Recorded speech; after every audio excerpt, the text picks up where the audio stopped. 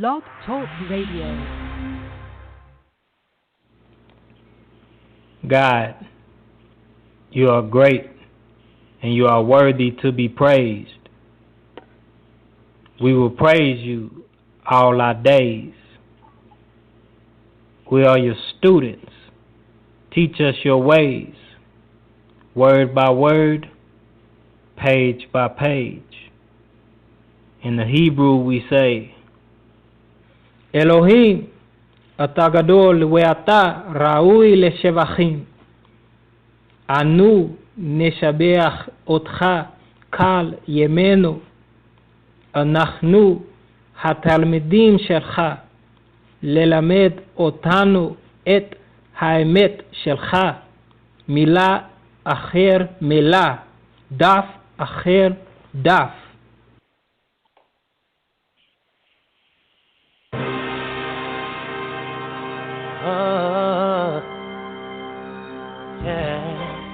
It's Talk One's Talk. Talmadim. I just wanna get the knowledge. Wonder how they got it. I see a different message in the pages and decided to get the understanding that the Father had prescribed them. I'm thinking that it's very concrete. Show us we will listen. Show us and we listen. We will listen.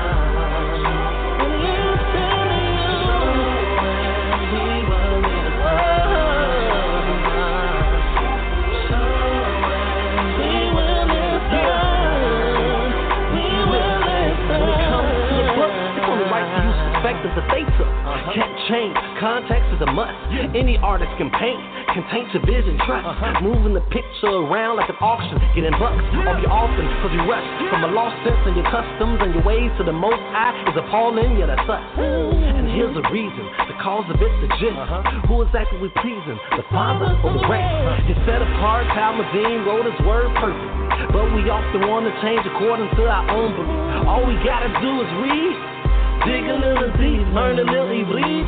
Ha-ha, Lord Shabbat Abba, Eloheinu Aga. All praises to the Father for bringing our knowledge further indeed. I can't start from the beginning and read and make sure it's not preconceived, man.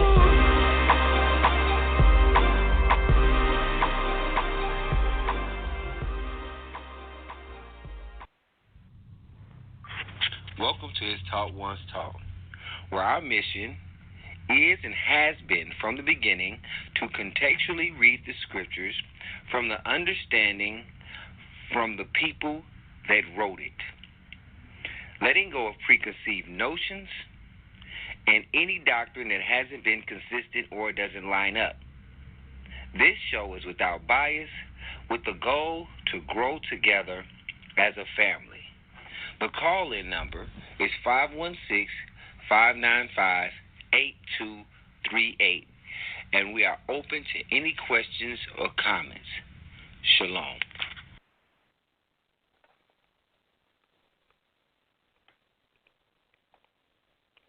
Shalom, everybody. Shalom. It's your brother Yedid Yah, and I'll be the facilitator for today's show. Before we get started, I just want to make sure all the panel members are here.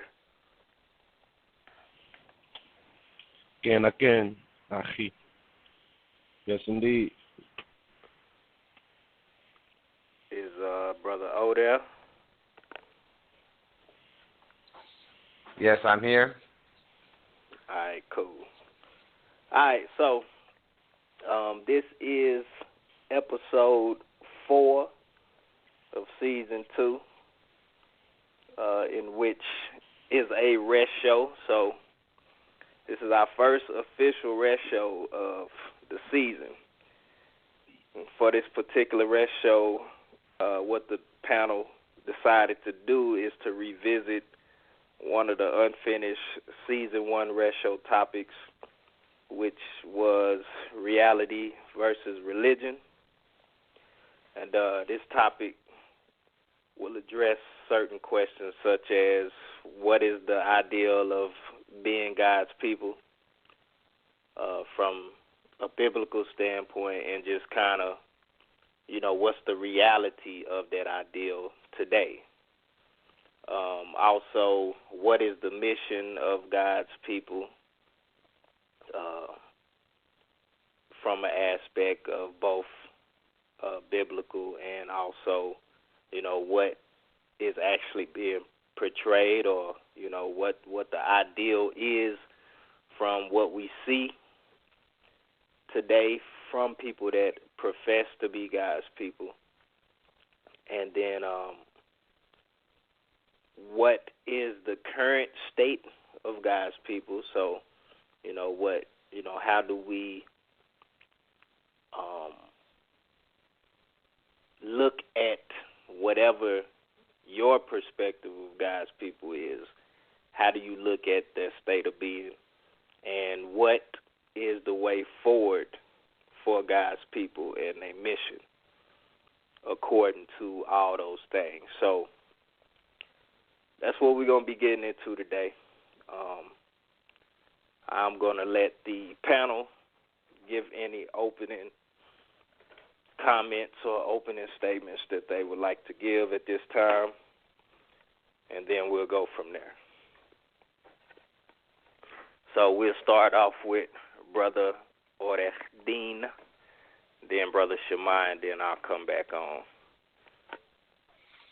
Shalom, shalom. This is Orehdin, like he said. Opening statement is I'm excited to actually get this show kind of going. This was, like I said, a continuation of something that we was trying to accomplish before. We kind of got sidetracked, but it's very essential and needed to see where our mission is. Something that Yeti always says, this is not verbatim, but I'm pretty sure he'll say, people without a mission, basically, we're not going nowhere. But the scripture says, without a vision, you know what I'm saying? You basically, if you don't have a vision, you just going in circles. So this is more so about the vision and something more proactive and what can we actually do. So I'm very excited to see what we can come up with collectively, So without further ado, I'm done speaking. I'm excited, like I said. Shalom, everyone. This is Shema. Just looking forward to seeing what you all have to say about this topic, and the people that's listening in. Feel free to give your comments and feel free to let us know your thoughts. I'm just ready to get it going.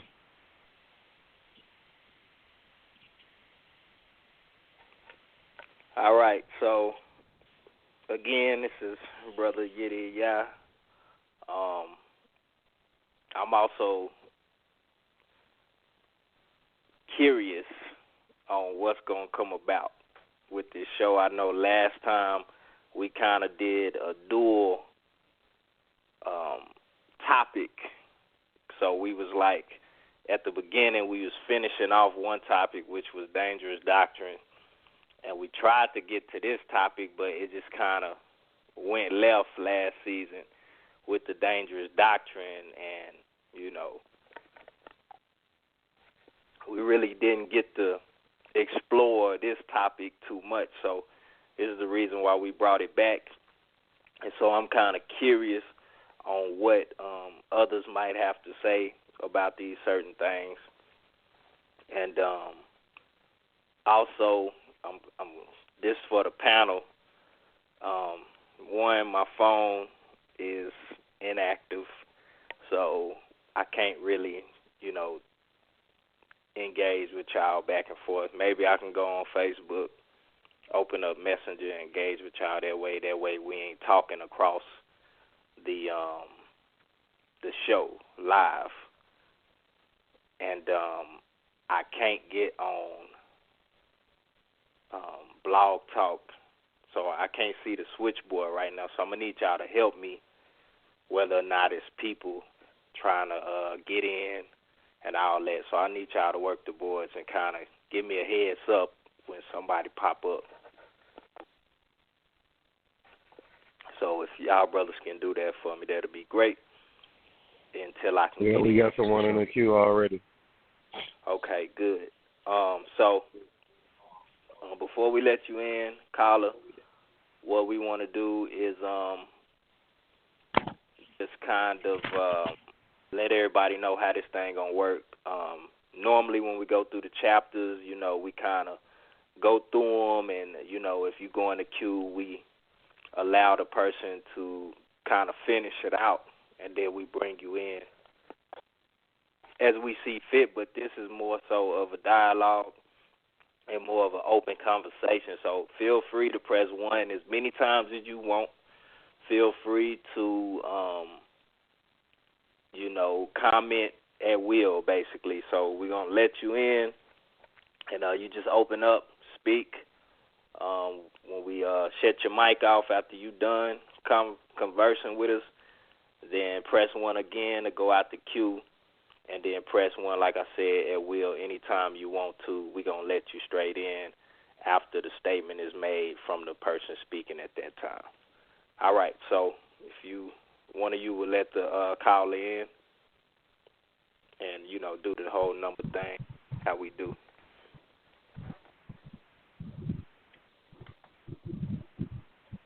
Seven 404, you're live. Shalom, shalom. How you brothers doing? Shalom. Good. Shalom. Good, yeah. It's ODL. I'm just, tuning in. Excited about this show. I think it's a really good topic. I just want to say shalom. Hope y'all having a good day. That's about it. Okay. Appreciate you being here, and hope you could chime in as much as you can, Indeed, But, indeed. Don't I'm let you I'm glad that you tuned in, Udiel. Oh, already, man. I'm happy to be here. It's always very edifying. A lot of stuff always gets brought out that I probably missed reading it by myself. Right. And I want to say, I don't know how your Saturdays with your box are going. Tune in a lot more. I know you're doing your thing, with the Hebrew. Right. This contextual study has been very essential to a lot of our growth. This is how we've gotten to a lot of places where we've gotten already. And you'll see the scriptures that we brought out and, we presented to you on a personal thing. This is where it comes from. It don't come from, it comes from individual study with a group. And this has been us, So it'd be good to have an addition of someone looking at things. And it's always good to have an addition, Anytime any of the people that's come in, it's been another guy, Brother Mercy, it's been, Brother Jeff. When they come in, they see things or they can add to, what we got going on. Not saying they always agree, but it's always good to see it. Can't leave her out either. Oh, man, so I'm sorry. She always coming with the questions that make you think. So it's been very edifying, and that's why we would like you to be a part of it, because, we kind of deal with you on the outside of it, but to hear your perspective and you follow along with it is always a great thing. So I'm just happy that you tuned in because, we personally know you, as far as we chop it up with you, but this is on a more of a learning together type of deal. And this is just a group already as a group. All right, but yeah, that's it. Blessed to be here. I'm going to be just tuning in. I'll chime in, when you guys open up the floor. All right. I'm going to take you out, man. Press 1 when I take you out so that you know when you want to come back in when you press 1 again. All right. That's today. All right. So we're going to get right into this thing. I guess the first thing I would like to address is, matter of fact, what I'm going to do is I'm gonna go off that scripture that Brother O was, trying to get to. So that scripture is Proverbs 29:18, and it reads. I'm reading out the KJV because I don't have access to a lot of my stuff because a lot of my stuff was on my phone, and this is about the quickest and easiest I can get to on my computer right now. So Proverbs 29:18, and brothers, y'all feel free when I read this, if y'all want to read from another version so we could just get a little bit of a different viewpoint on what this scripture say, or different renderings, rather, on what this say, so we could just kind of look at it from different perspectives. But from the KJV, it says, where there is no vision, the people perish. But he that keepeth the law, happy is he. So, I really want to focus on that first part, where there is no vision, the people perish.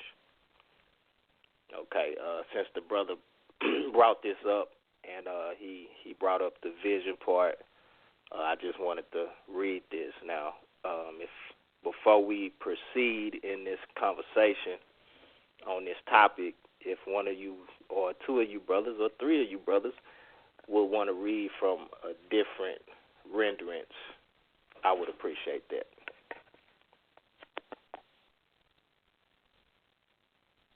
Okay, mine, I'm reading from the Stone edition. I actually have the interlinear open too, but I'm sure, so just let me know which one y'all want. I'll just read from the Stone edition right now. Actually, it says it a little different, so I would love to see what y'all think. Anyway, it says, Proverbs 29:18 says, when there is no prophecy, the people become unrestrained. But one who keeps the Torah, or the Torah, is praiseworthy.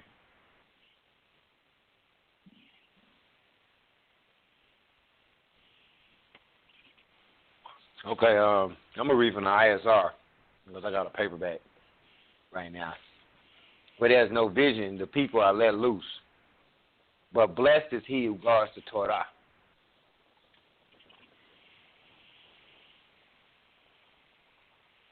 Hmm.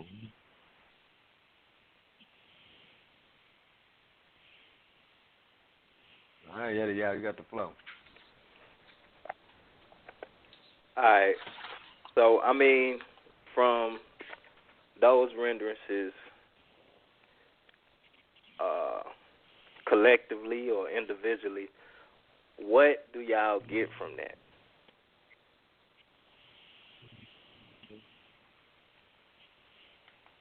Just from that alone. Well, see, go ahead. When I look at it, bringing it on a reality basis, because we know everything reality could be attributed to Scripture too. So it said, well, there's no vision, the people perish, right? And then in my version says, when there's no prophecy, the people become unrestrained, or uncontrolled. It could be two ways of looking at that, but I'm gonna look at it from a more positive way, and I look at like the children, the kids. Well, today, I want you to look at it from both sides, the positive and the negative, because we know both energies exist together. So I want you to bring both of them, if you don't mind, because we were dealing with it from a reality standpoint, and that brings up a point. You know what I'm saying? A lot of times, and this is nothing against you, Shema, but I know you like to be positive. You know what I'm saying? But we also know there's negativity out there that we can't deny. So what I want you, what it brings me to is a lot of times we try to overlook things. You know what I'm saying? When we dealing with religion, because you know what I'm saying, I think that we're conditioned to not look at the whole pie. You know what I'm saying? We just want to look at one half, one slice of the pie. You know what I'm saying? Whether it be we just focus on the bad, or we focus just on the good, even though bad stuff is happening, we just focus on the good. And I think we got to look at it as a whole. So go ahead, brother. Okay. Well, it's truth in both the negative and the positive. If you look at this scripture, it says when there's no vision, the people perish, right, or are uncontrolled. Negative aspect can be coming up with a plan to control the people, right? But the the positive side for me more so what I'm wanting to bring out is the Most High gave us a vision through His prophets, through His malachim, messengers, and by this vision not being a part of our lifestyle, then that's when we start to see all of these unbalanced relationships, whether it's dealing with homes, families, whether it's dealing with roles, kids and the parents or the husbands and the wives, or even business, when you think of like structure. So you need a vision to have a sense of control. And that's a good thing, but the bad side of it is sometimes these visions can be to manipulate the people. And that goes in religion itself as well. And that goes in reality as well. So when you look at a reality standpoint, you see that happen in the political world. And you also, the flip side of it, when we're not having a vision as a people, which we, as a so-called black race, are on the bottom pole when it comes to that vision, and we see the outcome of that. We see the outcome of that, man. So hopefully I answered the question. Hopefully I showed both sides of it. That's all I got with this particular scripture. All right. Before you go, I wanna kind of address what Brother Shemai is saying. So that was good. I think that was very good on both sides. You brought out both sides of it, the good and the bad. If you would, Brother Shemai, can you go to Yeshaya 28 and 7, Isaiah, in your renderance, since you went off your renderance of it, and read that one? Yeshaya, what? I'm sorry? 27, 28 you said? 28 and 7. All right, 28 and 7. And it reads, "For they too have erred because of wine and strayed because of liquor. The Kohen, or priest, and the false prophet have erred because of liquor and were corrupted by wine. They have strayed because of liquor, erred in vision, perverted justice." That's okay, so, 28 and 7. All right. What's the next verse say? "For all tables are full of vomit, filth with no place or clean place." Is that off course? Yeah. Oh, you keep going. Go ahead. No, I was asking, was that not lining up verse-wise with yours? No, it lined up. Okay. You know how we had the little mishap on that one chapter, so I just wanted to make sure. Okay, I had you go there. We looking at the negative side of what you brought out. And we also, so what I want to do is connect them too, because you talked about on yours, you say they out of control, without a vision. And also you looked at the manipulative part of it all. Mm-hmm. So in yours, it say the priest and the false prophet, you know what I'm saying? KJV, it just say the prophet have erred, you know what I'm saying? But in yours, it say there's no prophecy, you know what I'm saying? And so, wow. With that, we see the manipulative part where it's the false prophecies and false vision, or they're erring in their vision. You know what I'm saying? Like, they see something that ain't supposed to be saw, and they headed towards a direction that's just out of control. There is no control. There's no laid out plan. There is no clarity to what's supposed to be done. And so what I'm seeing is that a lot of people have a lot of different ideals. We're not echad. Mm-hmm.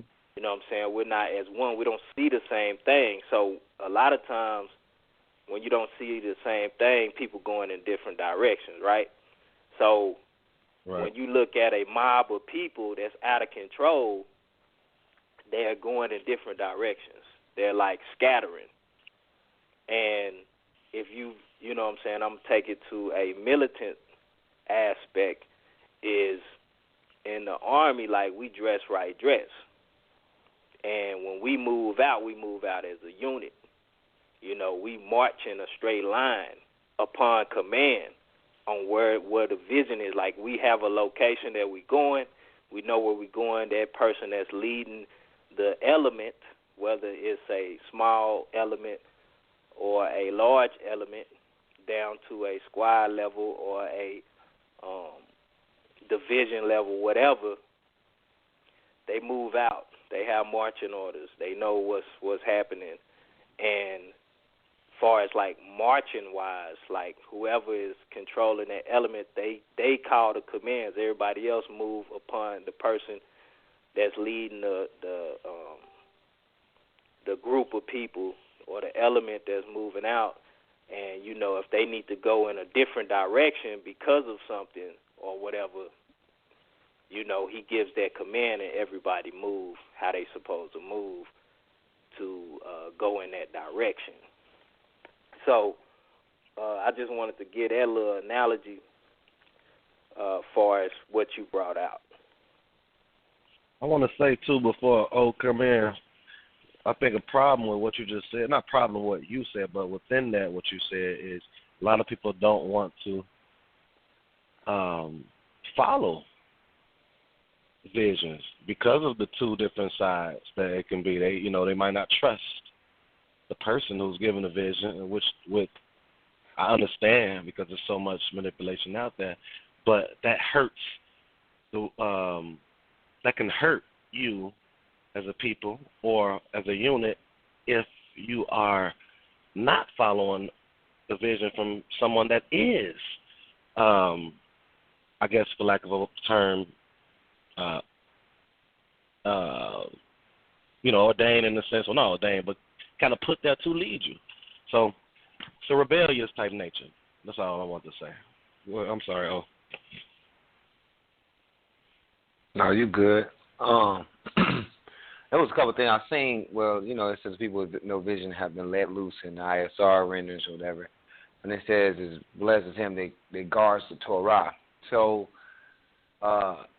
it's a twofold thing to there. Like, it's not just about, you know, having a vision, but your vision has to line up with Torah according to the Most High's people, because this is what this is about. And so the good thing, like I say about it, is if it's lined up with the Most High and according to His Torah, you know, we are going in the right direction, because our vision would be according to the Most High. Like, what does this word say? What are our limits and everything according? You know what I mean? That's what we should be looking at as Yah's people. So that's a good point. The bad point is if you have a vision, like we say, and your vision is to destroy, or your vision is this, that, and the other, it has nothing to do with the Most High. You just never know what your results is going to be, depending on the vision, because your vision could be good or bad, regardless. Like there's negative forces and there's positive forces.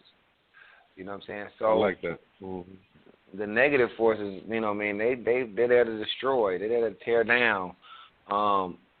This will be, you will have this resistance when you have a vision of positivity. You will have somebody else with equal vision of negativity, point blank, period. And if you have a group of people that's saying, this is what we're going to do, we're going to unite, we're going to become strong, understand that you have another group of people that probably had a vision before this group of people to stay strong or be strong or to go against this type of deal. So that you would have opposition, and their vision would be to destroy this unity, or their vision would be to infiltrate to bring information outside of. So you'll have people that look like you and act like you and say to y'all people that will destroy your vision or try to. And then you'll have the people that, of course, have nothing to do with Yah, that just hates everything that has to do with Torah or the Most High, and they're going to essentially have what they say, you know what I'm saying? So you're going to have visions on both sides, point blank period. And if we are people of the Most High, our focus has to be on what the Most High wants and what the Most High allows. I'll say it like that also. So we can't jump outside of Torah. And we can't, we might not be able to muster in a prophecy, but in the same term, we don't have to be like we are towards each other, and we don't have to be necessarily looked at the way we are looked at as far as this group of people that has the same vision, because everybody's not going to want to jump on that deal. And I know I see UDL in the queue. I don't know if he pressed one and got out of the queue or if he's in the queue. So I'll probably let him in. He pressed one to get out. He's back in. Okay. Back in. I'm going to let you in because I'm done speaking. I don't know if you had something else. I know you've been in the queue for a minute. Nah, it was a good point. So you can go and let the brother in. All right. I'm going to let you in, UDL. All right, hey, shalom. Shalom. Hey, I wanted to ask you, Brother Shema, what the Stone Edition Tanakh says for blessed is the man, blessed is he, you know. In that scripture you just read. In verse 7? Wait, what verse? Yeah, no, it's my Proverbs 29:18. Is that what you're talking about? The one blessed is he that keeps the Torah? Yeah. Oh, okay. And it says Proverbs, yeah. What do they have for blessed is he? It says for verse 18, right? It says, but one who keeps the Torah is praiseworthy. What word do they have right there? Because when you said it at first, it kind of, I felt like I understood that word.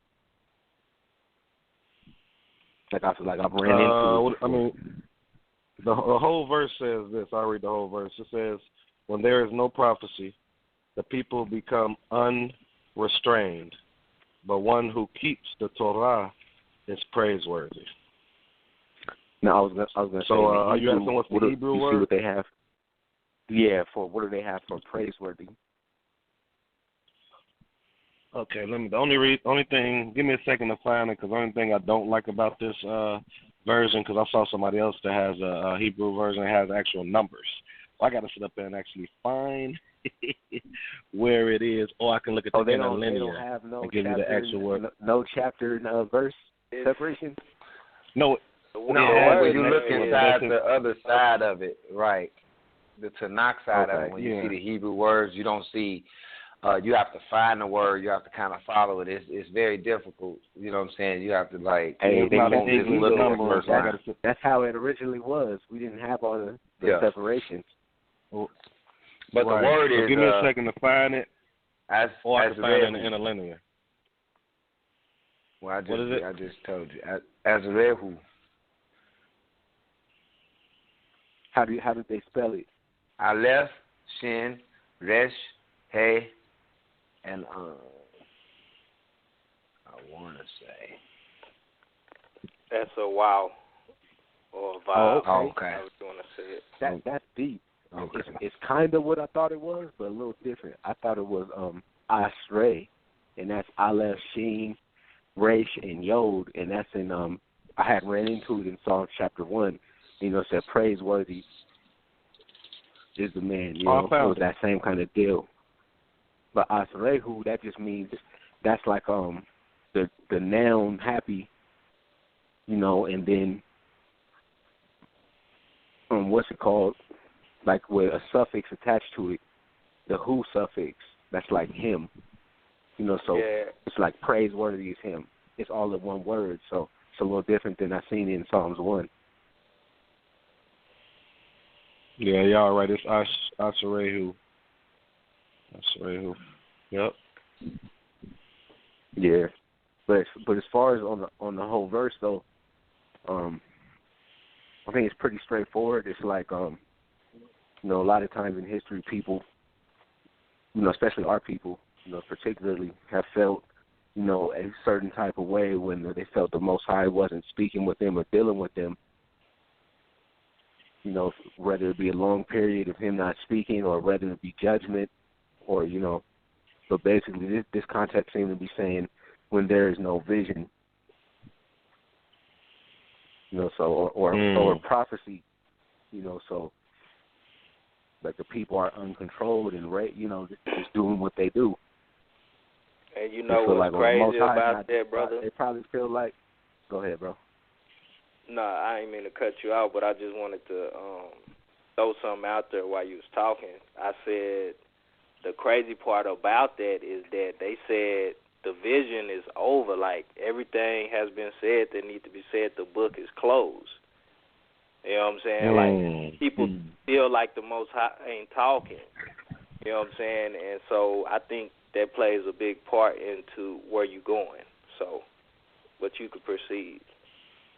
That's deep. Hold on, if I could say something too, while you say it, and just a little bit more adding to that. That is why we're in the state that we in, because if nobody feels like the Most High, like if you look at the past in Scripture, when the Most High, when people was like, "Dang," it seemed like it wasn't nobody was speaking.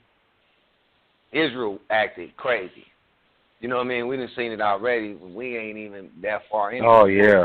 You know what I mean? Yeah, Moses. And we done seen when they had them times where they like, what's going on? Like you say, Moses wasn't even gone but for 40 days.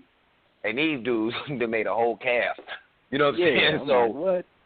It don't take long. And you're talking about years upon years of people, you know what I'm saying, doing their own thing, living the way they want to live, having the separate doctrines. And it's just getting worse. You're getting more and more doctrines every year. You're getting more separation, and the people are just going astray. They're like doing what they want to do because they're like, well, the Most High ain't. So for some people, he's not operating. He's not with us. Some people's faith is gone because things ain't been happening quick enough for them. And honestly, it is the perception, I believe, or the vision that a lot of the Christian churches will give you. And since you don't have any accountability to anything in the Christian churches except for the things in your specific church or denomination that you have restrictions on, like for some people can't wear pants, or women can't wear pants, for some it's drinking, for some it's this or that. It's not really Torah, but it might be in the Torah, but they're not following that like to the letter. So they have a whole different perception on how this thing is supposed to play out and how they view the scriptures and how the Most High speaks and who he speaks to and so on and so forth. So it's just all over the place. But people are, let's keep it real, the Sunday churches aren't bad. What it is they're so hungry for a move of the Most High. This is what they feel like it is. It's emotionally attached. Some things that's emotionally attached to it, but it's sometimes where I've genuinely seen some things of the Most High. Now, to this day and age, I still wonder why, you know what I mean? But it's not for me to wonder why or to have an answer for it on why the Most High actually operated in something that is not 100%. But how he operated and who he operated for is none of my business. Because it was people like me inside of that Sunday church, and it was other people in there that might needed to see the Most High for my continuation to seek him. It wasn't for the show like everybody else was for. It was for the individual people in there to understand that the Most High is real.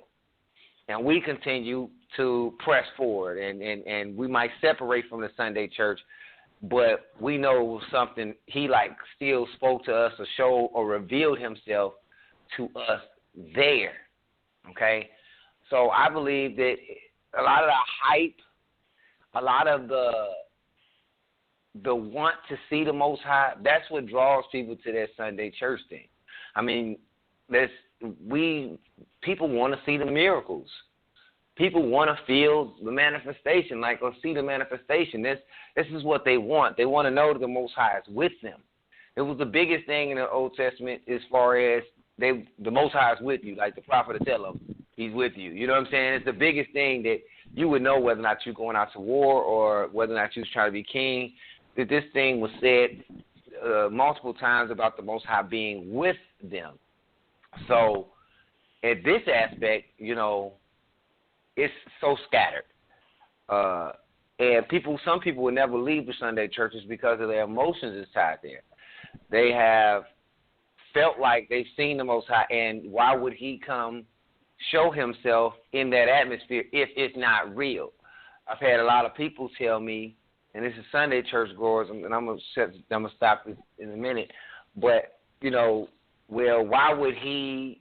They would use a situation of feeling or knowing that the Most High was with them at the church to stay in the church. So it's emotionally charged, but it's emotionally charged the wrong way.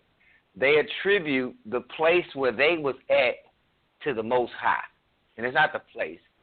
It's the person. It's the individual. Okay? And we see it. You could be an individual inside of the church and you genuinely just don't know any better. Because I didn't.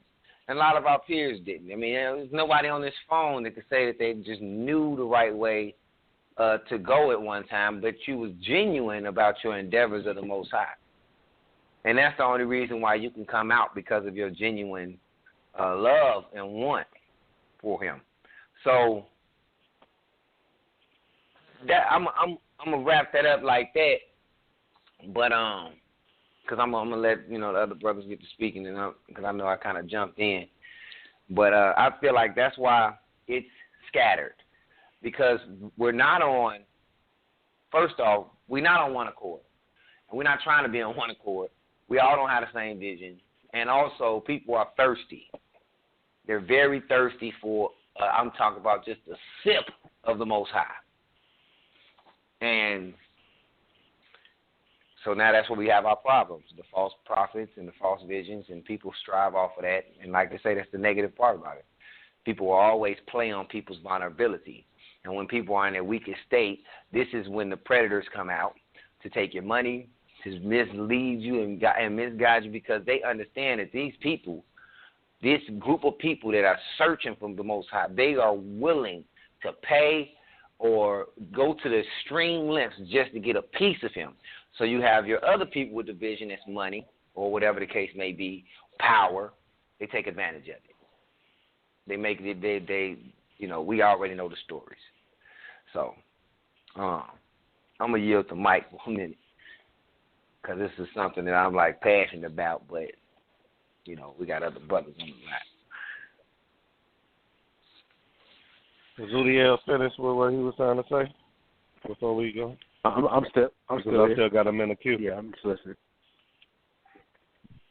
No, I was just listening. Did you? I'm still here though. Okay.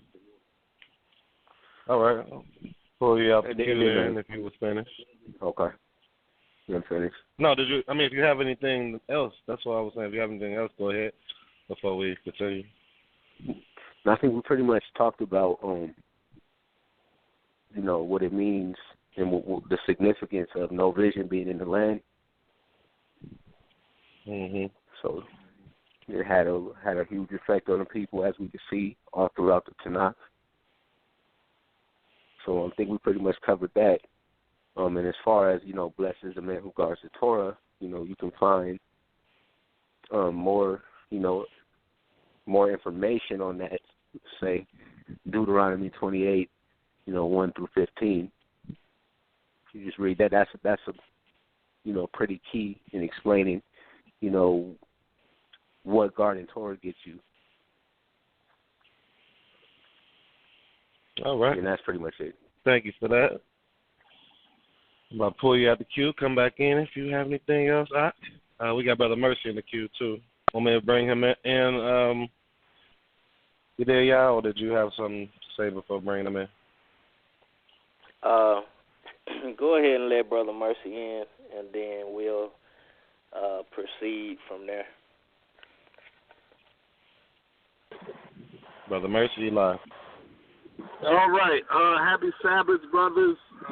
Good to talk to you, brothers, on the Sabbath day. I think that the state of our people, I think, Ezekiel chapter 3, verse 1, the Lord had told Ezekiel to find something. And then he told him to eat the scroll when he found it. And then Ezekiel found that the scroll he ate was sweet. It tasted sweet like honey.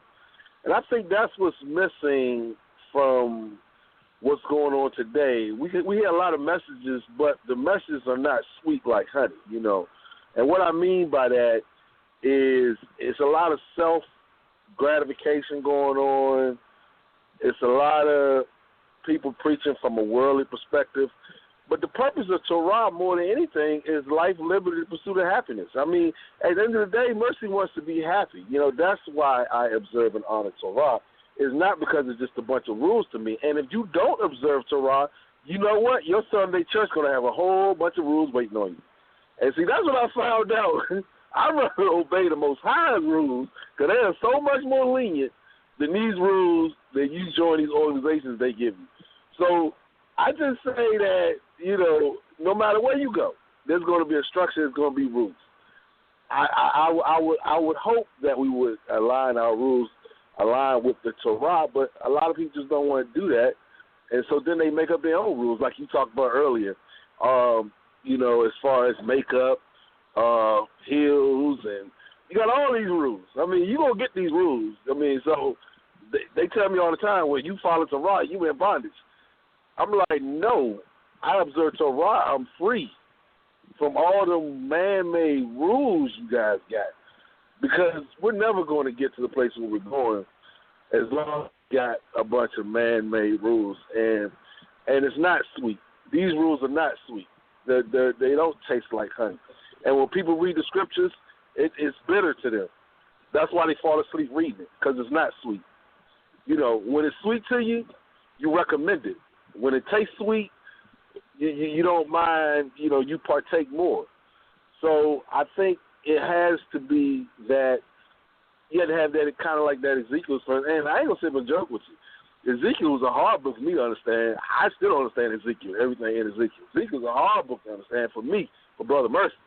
But one thing I love about Ezekiel is at least he was able to taste the scroll, and it was sweet like honey to him.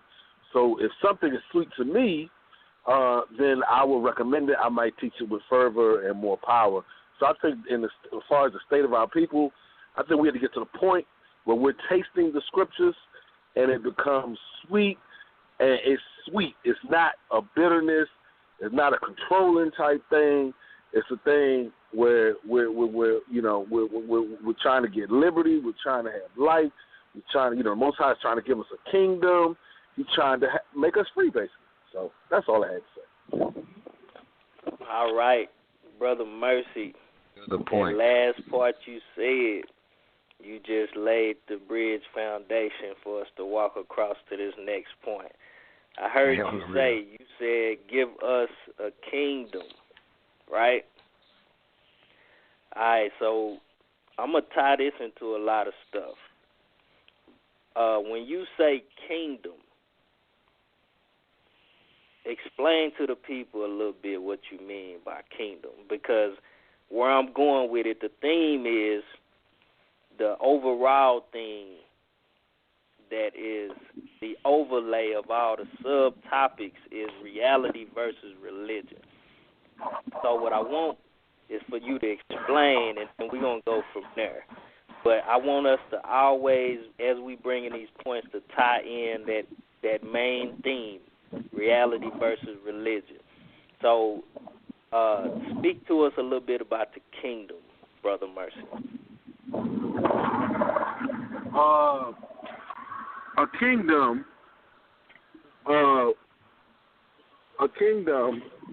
has the word inside kingdom is king. So a kingdom has a king, And the kingdom also has a royal family. So that's why it's written, Peter writes, the Apostle Peter, he says, you're not only a priesthood, you are a royal priesthood, which is different. It's one thing to be a priest, and it's a totally different thing to be a royal priest. Because everybody knows anything from the royal family, and that's even true today, they don't follow under the same jurisdiction as everybody else. Let the Queen of England come to America. They still pay her homage to this day. She doesn't. She's not treated like everybody else because she's royalty. So once you reach that royal, you don't have to be the queen. That's what we forget. You don't have to be the queen. You don't have to be the king. You can just be one of the royal subjects, and you're treated different.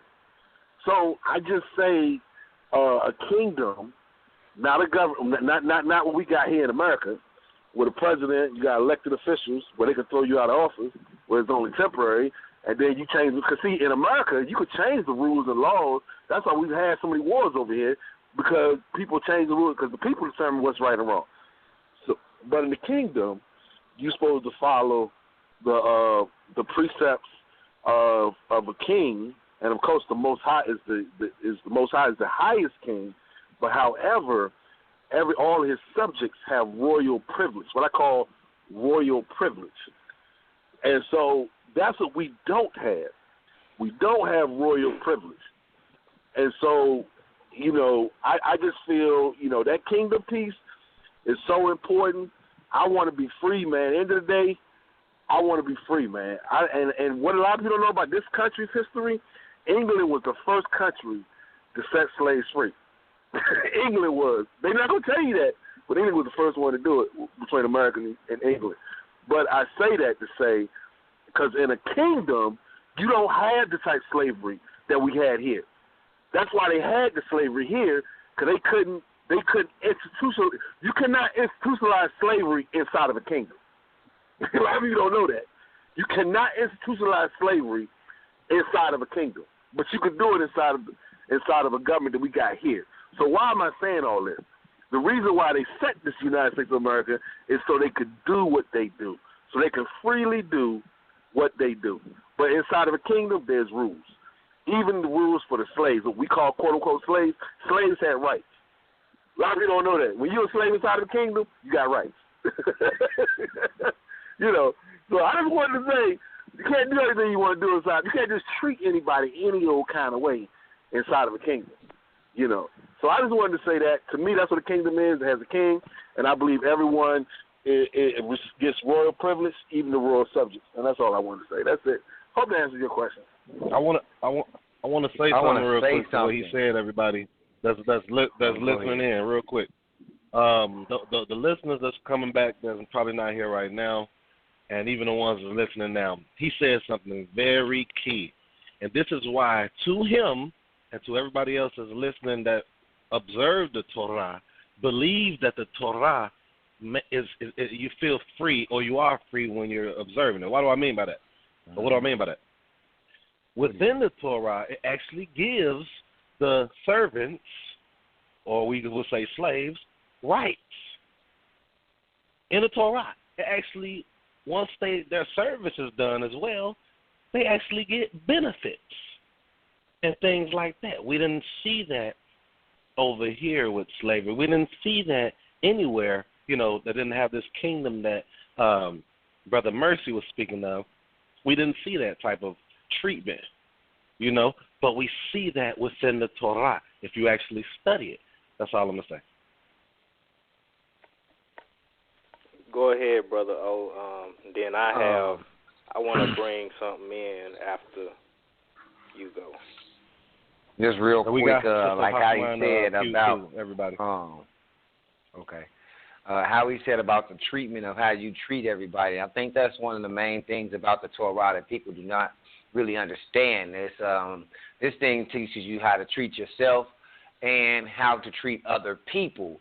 And we don't even operate in that. It's a lot of people that say they follow Torah, but in actuality, the way that they treat other people is direct violation of Torah. Only thing they really focus on is a lot of times the Sabbaths and the meats or whatever, and feast days, I'll sum that up with Sabbaths.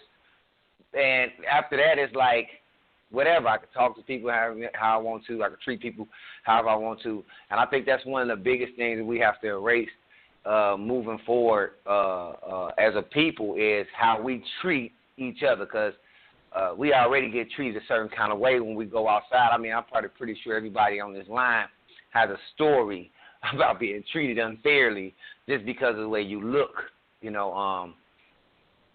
So in that, or who you are, being followed around the store, or not wanting to give you service or something, whatever it is, you know you have something just because of the stereotype, but fighting that on the outside because of the way people view us as a people, and then fighting it on the inside with the people that look just like us is hurting us.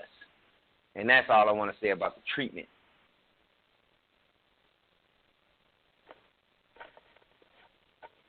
All right, all good points.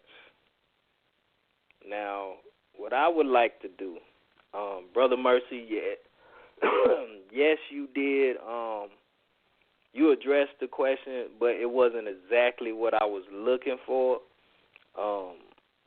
Where I was trying to go with it, like I said, I'm trying to really tap into this reality versus religion thing. And so in the response that I got from you, I didn't really get the, I guess, the image of whether the kingdom you was talking about is a literal kingdom, like an actual kingdom. But I would have to assume that because you gave literal examples. And so what I'm really trying to go with on this show and on this topic and these subtopics is separating reality from religion and looking at both sides of it and kind of cultivating the ideal of literal actions versus religious actions, and reality, a real view of what has to happen versus what is happening in your mind, according to the aspect of religion. So the reason why I'm saying this is because when you say kingdom, there's two views of a kingdom. There's a literal kingdom where you have a literal king and you have literal subjects in that kingdom. And then there's this ideal of a religious kingdom where this kingdom spreads throughout the whole world, but people are individuals that's in this kingdom, well, I wouldn't say imaginary kingdom, but I'm going to say it for lack of a better term, imaginary kingdom that everybody got in their head with a king that is not physically present enforcing Torah or the law in which we read and which keeps coming up. So I'm kind of trying to steer it that way. So next caller, when you come in and you say your thing, kind of keep it in that lane, but still say what you wanted to say. Go ahead and let them in, if y'all don't mind. All right, Sister Chakma, she left, but I'm bringing you in because you was in the queue. So it's going to be okay. Relax. Oh, so silly. Can y'all hear me? Yes. You were heard. Okay. I don't even know what I was gonna say now. I had got out because I was just thinking about the freedom as I feel following the Torah. And I guess my freedom comes more in play when I came into Christianity. My whole thing, I kid you not, It was because I don't want to go to hell. I'm not going to hell. I have to live this right the way church taught me how to live. So, but now when we follow the Torah, I don't know how to explain it to you guys, but it's just a lot of peace. I just have a lot of peace.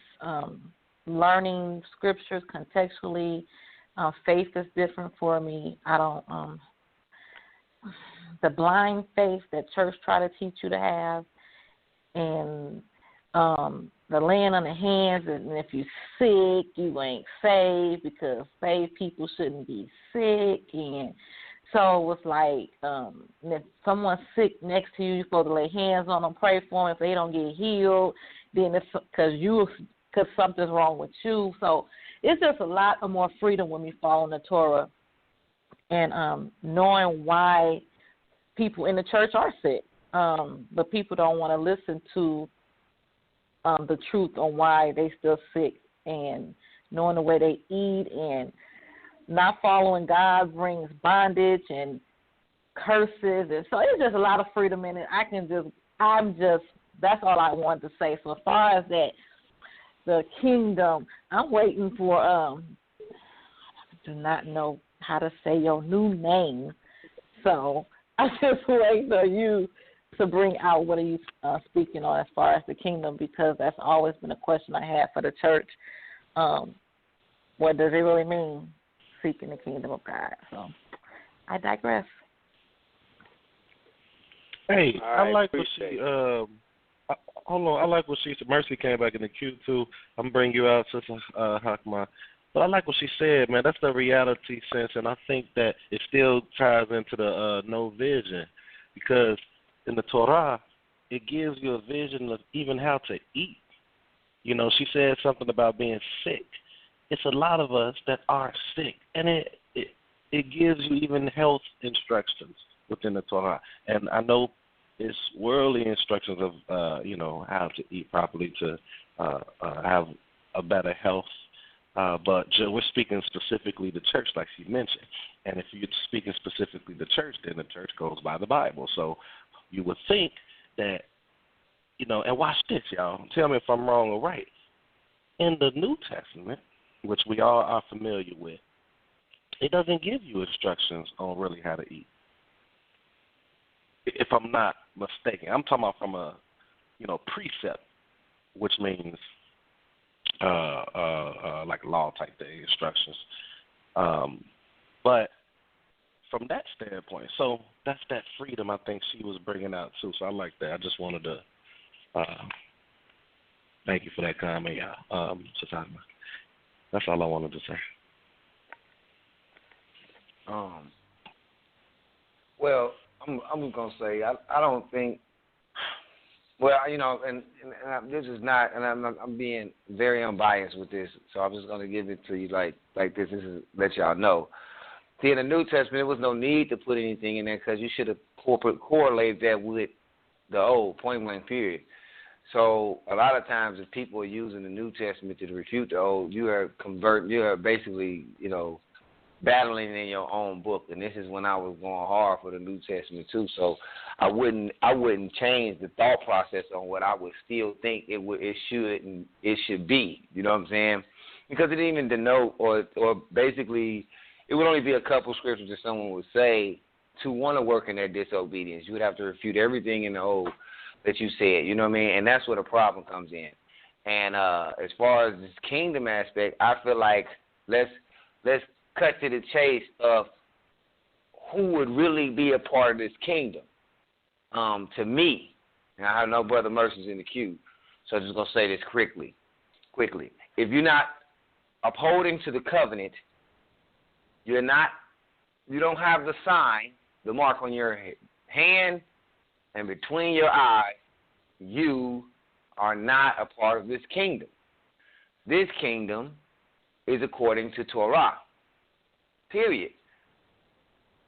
Is not according to what you feel it should be. Now, after we got it to a point where we said, okay, we're going to follow this covenant, we're going to follow this Torah, and we might have some differences in how it's rendered, we should be able to, if we are truly following Torah, we should be able to converse with each other, because in the book, we're told that we need to be able to have these cordial conversations without flipping out at each other about because maybe you're wrong. That pride has to take a step down, and that's a big thing. Pride has to take a step down because you might be wrong on how you view the law. So then you start to be on one accord on following this thing the right way. And then you're on one accord on how you treat each other. But if you're supposed to be, we're like trying to be how the people was back then so we can get that same favor that the Most High had towards them regardless. And we want to try to, we know what the book say about following the law. So I'm not going to be in opposition to the cause of the Most High by not following the law.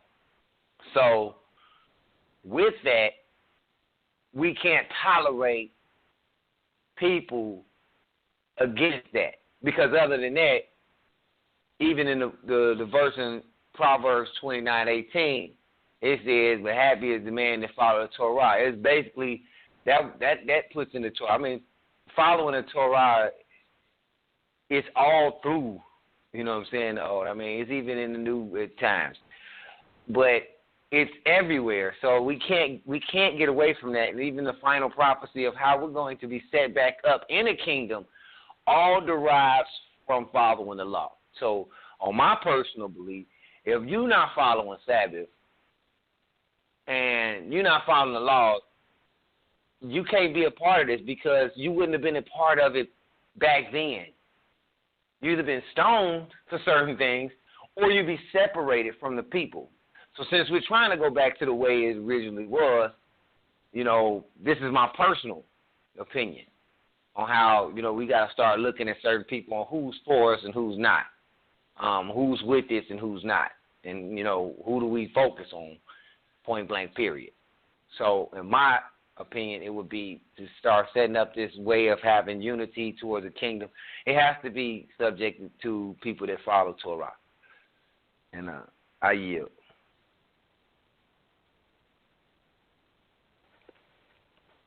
Okay. All right. Did you want me to bring Mercy in, or did you want to speak beforehand? I'm discerning that Mercy's gonna come in and kind of elaborate on what the question I had as far as the kingdom part is, and that he wants to speak on that. So if my discernment is correct, then I would like for him to come in. But I don't want to get away from that. So let's see what he got to bring forth. Because there is something I want to say. You all right? Yeah, Jedediah, I love you, brother. And let me start off by saying that. I say that because a lot of times when I speak in a way, in different ways. But let me say this: since you're looking for literal, specific answers, I'll just give it to you plainly. So the thing is like this. First of all, I'm going to give you the hard truth. We're going to come together and buy some land. It's just what it is. I mean, you can't have no kingdom if you don't own no land. I mean, that's just what it is. There you go. All right. Yeah, so I didn't want to go there. But, because a lot of times... Well, the theme is reality versus religion, and I'm glad you're going to this because you're going to reality. You bringing out reality. You know what I'm saying? And that's what I think we lack a lot of. Nobody's looking at the reality of the situation, and everything, like I said, is imaginary, for a lack of better term. But I'm going to elaborate on that after you bring this out. So go ahead. I think one thing we could do is go to a torn-down city like Detroit and just buy up the city. I mean, you can buy stuff for like $100. Find somebody that can, of course, have a plan to have it renovated, but just start buying up land, man. I have a 5-year plan. I'm just letting you know, I got a 5-year plan, and in my 5 years, I plan to start a school where they're going to teach Torah and they're going to teach Hebrew. I don't know Hebrew, but I'm going to hire a Hebrew teacher. So that's where I'm going with my vision. In 5 years, I have. Man, hopefully I'll be good by then, Mercer. You can hire me. Hopefully I'll be good by then, brother. You can hire me. I got some teachers. Udiel will be a teacher by then. You did. Y'all be a teacher by then. By 5 years, we'll be fluent. We'll be there for you, bro. Let's do it. So I want a 5-year plan. I'm just letting you know. I got a 5-year plan. Now I'm a math teacher, so I'll be teaching math. But the Hebrew part, I'm gonna leave that to the experts. So my thing is, I'm gonna stay in my lane, and I'm gonna drive in my lane. And what I'm gonna say, I love education, so I'm about educating the kids. That's what I'm about. And then since it's my school, I determine what to eat for lunch. So, so you're not catching what Brother Mercer doing. So you can't control now, even though I'm not a quote unquote king.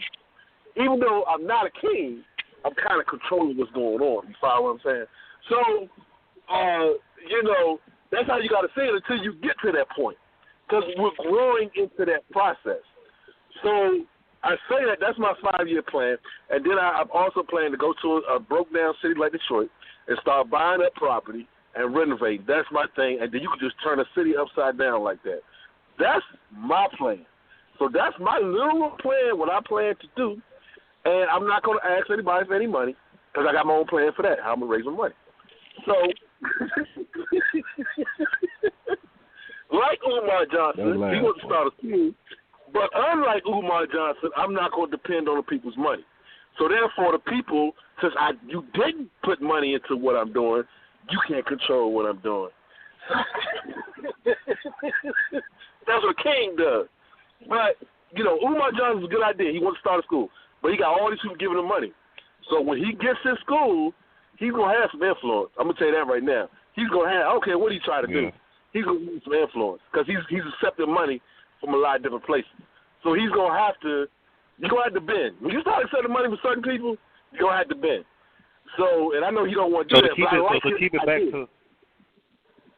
back to what you're saying, to kind of keep it honed in to what you and your dear y'all are saying. You want to get some type of land, but you also want to keep it within the, I guess you could say, body, not have other outside influences of putting their money into it to add. That's right. Okay. That's why I'm trying to keep it in there. So that's what you're saying. Okay. Yeah. I don't want no outside contributors. Idea. I don't want no outside contributors. Exactly. Exactly. I mean, he's going somewhere with this. I had a conversation. I don't mean to cut you off. I'm going to go ahead and say this real quick. But I had a conversation with someone, Kenny, and we have conversations like this all the time. And one thing he said was when people start giving you money, you favored, it's like a little favoritism toward them. And it blinds you. It's like that gift defiles you. Like, you will start thinking about, well, maybe we could let this one person in. He helped build half the city, even though he's not a contributor to the cause. And that can mess you all up because you think he's okay because he helped you out. But in actuality, he just had money. You know what I'm saying? And like he said, then they feel like they got some kind of right. If somebody pays half your rent, you ain't going to be able to kick them out before the month's over with. That's right. Matter of fact, they gonna want a room. Matter of fact, they want some privileges. If I gave you some food for money for some groceries, I want to be able to go get an apple out the refrigerator because I paid for that apple. You understand? So it has to be centralized to a group of people with the same cause. I agree with that. Go ahead, Brother Mercer. Sorry for cutting you.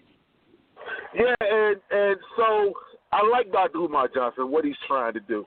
I love what he's trying to do. But, however, I don't like him dependent on outside contributors. That's just my opinion. And I plan to do things a little differently. Like I said, I'm going to be a math teacher. I'm going to stay in my math lane. And I plan to start a school in 5 years. I already got people in place to try to get this thing going.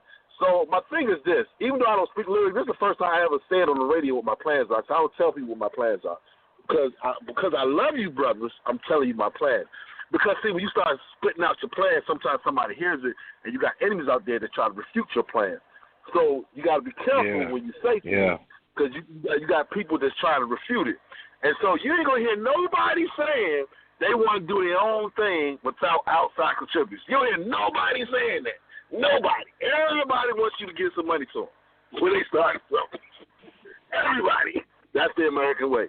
So I say that to say that's not the kind of school I'm going to be running. That's not going to be the kind of program that I'm going to be running. And so I say this, brothers, I'm all about Torah. I love it. And so I'm trying to be free. And so we start buying our own land, then we can name the streets. We can come up with our own rules. And we don't have to buy land in the United States. We can go buy an island. There's so many things, branches. There's so many branches on this tree Brother Mercy wants to climb.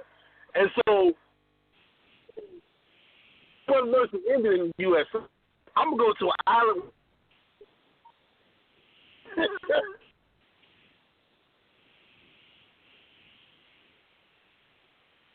You got him breaking up, Brother Mercy. Is everybody still there? I'm here. I'm still here. I know he's breaking up. Okay. And I'm almost done. But there are places around the world that you could go. There are places around the world that you can go when we reach a certain plateau that you can buy like an island or something, and it becomes your own little nation. So that's all our Brother Mercy's going. That's my plan probably in like 15, 20 years is to branch off to like somewhere outside the United States where I don't have to even deal with no governments. I got my own kingdom. I got my own subjects. We got our own island. Everybody's observed Torah, and that's where we can enforce Torah. And you get stoned for not observing Torah because we're our own law. But man, you just keep laying these little bridges down for me to walk across, Mercy. I'm going to stop you right there. 5 years, I'm done.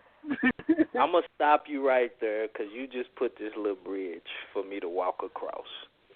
So, thank you for that, and we're going to move on to the next topic at hand. So, if you hey, real quick though, Mercy, keep us in mind though for the Hebrew teachers, man. I'm putting it out there. 5 years, bro. But go ahead. Yeah. So, all right. So, Brother Mercy said a lot. He shared with us his plan and kind of where his mind is at. And Brother Mercy seems like he's thinking in the physical, okay? And this is reality because I think a lot of times we don't live in the real world. And I keep using this word imaginative or imagination or whatever because I believe that a lot of people that claim to be God's people is looking at it from a make-believe standpoint. All right, let me elaborate. Mm-hmm. Let me elaborate. We take something as like the kingdom, and we make it this imaginary kingdom where people are spread everywhere and they still in the kingdom. But there's no real kingdom set up. It's all in your mind. And the king is not physically here. He's somewhere governing everybody from some remote location. Right? When we go back and we read in the book, we know that is not what we read so far. When it said a kingdom, there was an actual kingdom. There was a actual location. The king was in the location. And there was actual people in this that made up this kingdom that was physically with each other. Now let's go back. The reality of it is they had to start somewhere. All right? It started with one man leaving from where he was. and he left. And the Most High made a covenant. When we get to the covenant, there was an agreement made, and that they were going to be his people. All right. From that one came many. And it was a long road ahead. That's the reality of it. But there was a vision. They knew where they was going. They knew what the end state was. Is to have a literal kingdom with a king in it, so on and so forth. But before that came the vision. After that came instruction, which we go with Torah. It was teachings, right? That's what Torah or Torah really is. It's teachings. Now that those teachings became law. So I wouldn't say it's necessarily wrong to call it the law, but it's really the teachings. And those teachings became law. This is where we at now. This is what I see. I'm going to give my spiel because I ain't really been talking, so y'all bear with me. From that, right now, I kind of see we're in a state of that we understand these are the teachings of God, so to say. And we understand that. And it's cool. We could follow these teachings. But it is not law. We cannot say the law. We can't say the law because where there is law, there is penalties for breaking the law, like Brother Mercy started getting into about being on his island. Then it is law. But right now we're not dealing with law. We're dealing with teachings. Teachings about the dietary, the way we're supposed to eat. Those are teachings. Dealing with certain things about Shabbat, as the brother was saying. We're dealing with all these different things, but it's not law because there's nobody here enforcing it. And so the problem becomes is where you also have the separation of the government and the judicial system and the church. They're not one and the same. That is not the setup. You can't have it separated. There is no division in this thing because the teachings is law. And I believe when we read that, it said, happy is he who keeps the law or the teachings. They happy. So we happy because we keeping it. We feel free. Everybody has expressed that. But then when we went to Yeshayah, it talks about how the people was acting and they erred in the vision, and how the prophets were saying is basically everybody was doing what they wanted to because there was no, it said they did not do judgment. Or I forgot how Brother Shemaiah's read.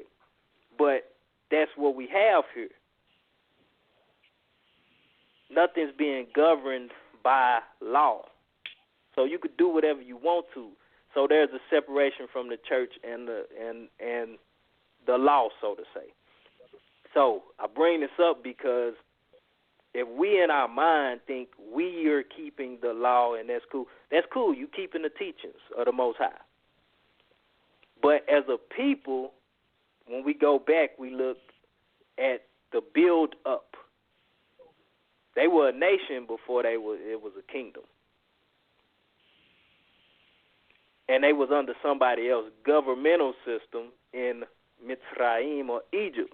They had to get out from under them people in order for them, they were a people before they became a nation.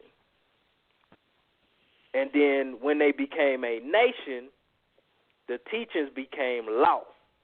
Because people was keeping the teachings, but it wasn't law yet. until Moshe came down with them tablets. And then from there, they went from nation to a kingdom. There are steps to this thing. You don't just accept God and become in a kingdom. And I believe it's a lot of imaginary people using a lot of their imagination, and a lot of people sitting around on their hands thinking they in a kingdom and a man finna come out the sky and everything gonna fall in place. That's just me being straight up with y'all. Straightforward. I'm going to rest there. I'm going to let everybody chime in what they want to say. You can say what you want to say. This is me talking and how I feel, and that's where I want everybody to be at. Say what's on your mind. Let us know how you feel so we can collectively talk about it. And I think these are conversations that nobody has, and that's why we ain't going nowhere. So my question will be this, and this is something I've been toiling over for a while. Well, first off, yeah, I agree. There's no punishment for the law, as far as throughout us. What I do believe, and I'm not saying that Yah was saying this at all, I just want to elaborate to anybody listening. There was curses for not following them according to. And, certain things fell into place like, that was supposed to happen. And continue to happen until we turn back into his law that he set up. All right? So that's one of the things that I'm continue to see is you have to practice these teachings, as he say, until we are able to. Because the only way he's going to bless, or that was lack of better words, he's going to sanction what you got going on, because your goal is to follow what he set apart, and that's what makes you set apart. Point blank period. You cannot be set apart and you not following the set apart. So my question would be, what is the first steps of this movement? Where do we go from knowing, well, right now it's like, okay, this is what needs to be done. I think everybody can agree that unity is needed. All right? I think everybody on this line could agree that the Torah is needed, according to what the Most High set up. We all understand there's no government to stone us. The show don't mean you won't go through some whoopings through the Most High. You know what I'm saying? Like as far as Sister Hockma was saying, with your health, because you're not eating right. You know what I'm saying? And the next thing you know, you wonder why you got high blood pressure, this, that, and the other. And then the doctor tell you to eat right. But the word been telling you to eat right from jump. So we do need to separate, and buy some land, start to build wherever that's at. That would have to be something that's planned. We have to start, you know what I'm saying? I'm so down for that. I'm so down for that. We have to be more self-sufficient, too. We have to grow food, get cattle. We have to learn how to do these things. We have to separate from... You just hit something key, and whenever you done, answer your question, right. I'm going to bring it in. Okay. Okay. We have to start learning how to farm, have cattle, make clothes, do these things so we can be at least dependent. That's what I was at. On the government that we saying that we're trying to separate from. See, because the problem is that we still got to go back to them for a lot of stuff. So we can't say forget them and then need them like we need them. Now, at this point right now, this is reality. nobody should leave their job right now and go try to do anything. We have to set a plan. You need it right now. I wouldn't even say leave your job until everything is set up to where you like, all right, I can survive without a job because I have food. I have someone that makes clothes and we'll trade off food. The money will not be needed because we'll go back to a barter system, okay? Because you have a trade that you can do for me and I have a trade I can do for you, or vice versa. We have to be more self-sufficient of each other because money is just paper, okay? But the things that we get with the money, that's what's important, right? Everybody needs to eat, you know what I mean? And I'm not saying you might not have no money because you might still need to go outside of your establishment to go get some stuff. It was a movie, I can't remember the name, but these people had this island, and they were smoking weed, but they had this island all the way out somewhere. You know what I'm saying? And they heard when people heard about it, they would go out there. They had people guarding this little island, and they would freely smoke and do what they wanted to do. They had like a peaceful community, honestly. And then, like when they needed something, a couple people would go to in town. They would call it in town, and they would go buy some stuff. You know what I'm saying? Because they needed medicine or such and such. Because that's another thing. People get sick. People hurt themselves. We got to find out real ways to heal each other if we're going to use natural things. We have to start educating each other on things to be like, all right, we can survive. We can't revolt, or we can't say revolting, not as violently. I'm not saying violently, but revolt is like I'm not dealing with y'all. If we can't survive alone, like basically we are a people on breast milk. We still need mama. And mama right now is the government. Once we get off the breast milk a little bit, mama still might feed you, but it ain't breast milk because you can still chew your own food and maybe chop it up. Then you get to the point where you're going to get your own food. You know what I'm saying? And you making your own food. That's the progression that we would have to make. So eventually, yeah, like I say, we self-sufficient. We continue to teach this to our children. They teach it because one thing that's missing, and they started taking this away, and if you notice, they've been taking it away more and more, is trades. They're being replaced with other things and computers and stuff like that, but it's a lot of trades that just go by the wayside. Like nobody's passing down trades.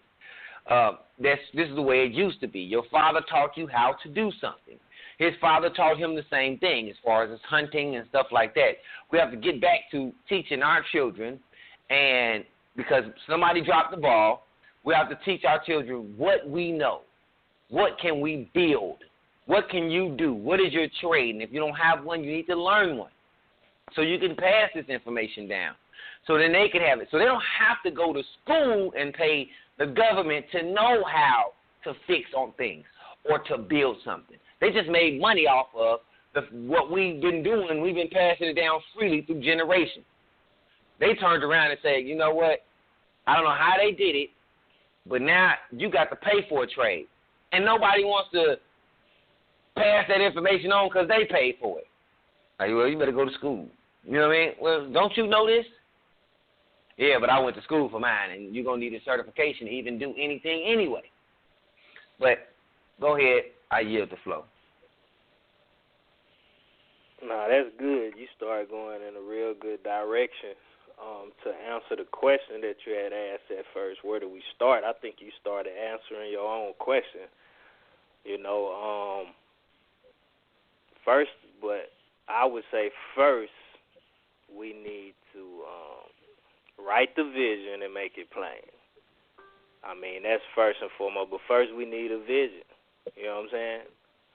You got to have a vision. If we go back to that scripture. The people destroyed without a vision, and that's what I see. Ain't no vision of none of this going on. If it is people being secretive, you know what I'm saying, and ain't saying nothing, I mean, but where are you trying to go with it? And then that's part we also got to look at is who is, and that was one of the other subtopics, who is the Most High's people, and how you identifying with people, if they're the people, and what is the vision? Because it seemed like, everybody that say they the Most High people, they got a different vision, or, you know what I'm saying, it either divides by, denomination, you know what I'm saying, or whatever, and then you got some people that say, the black people in, you know what I'm saying, from the slave trade, that's Yah's people, and,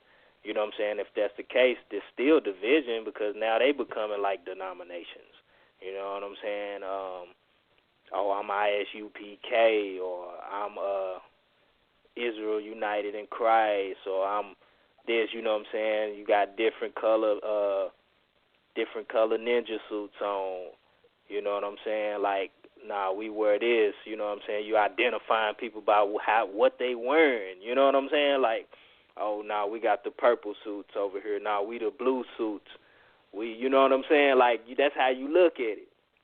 So, Also, hey, can I add to something real quick before you go to another point I think you was going? But I want to say something too.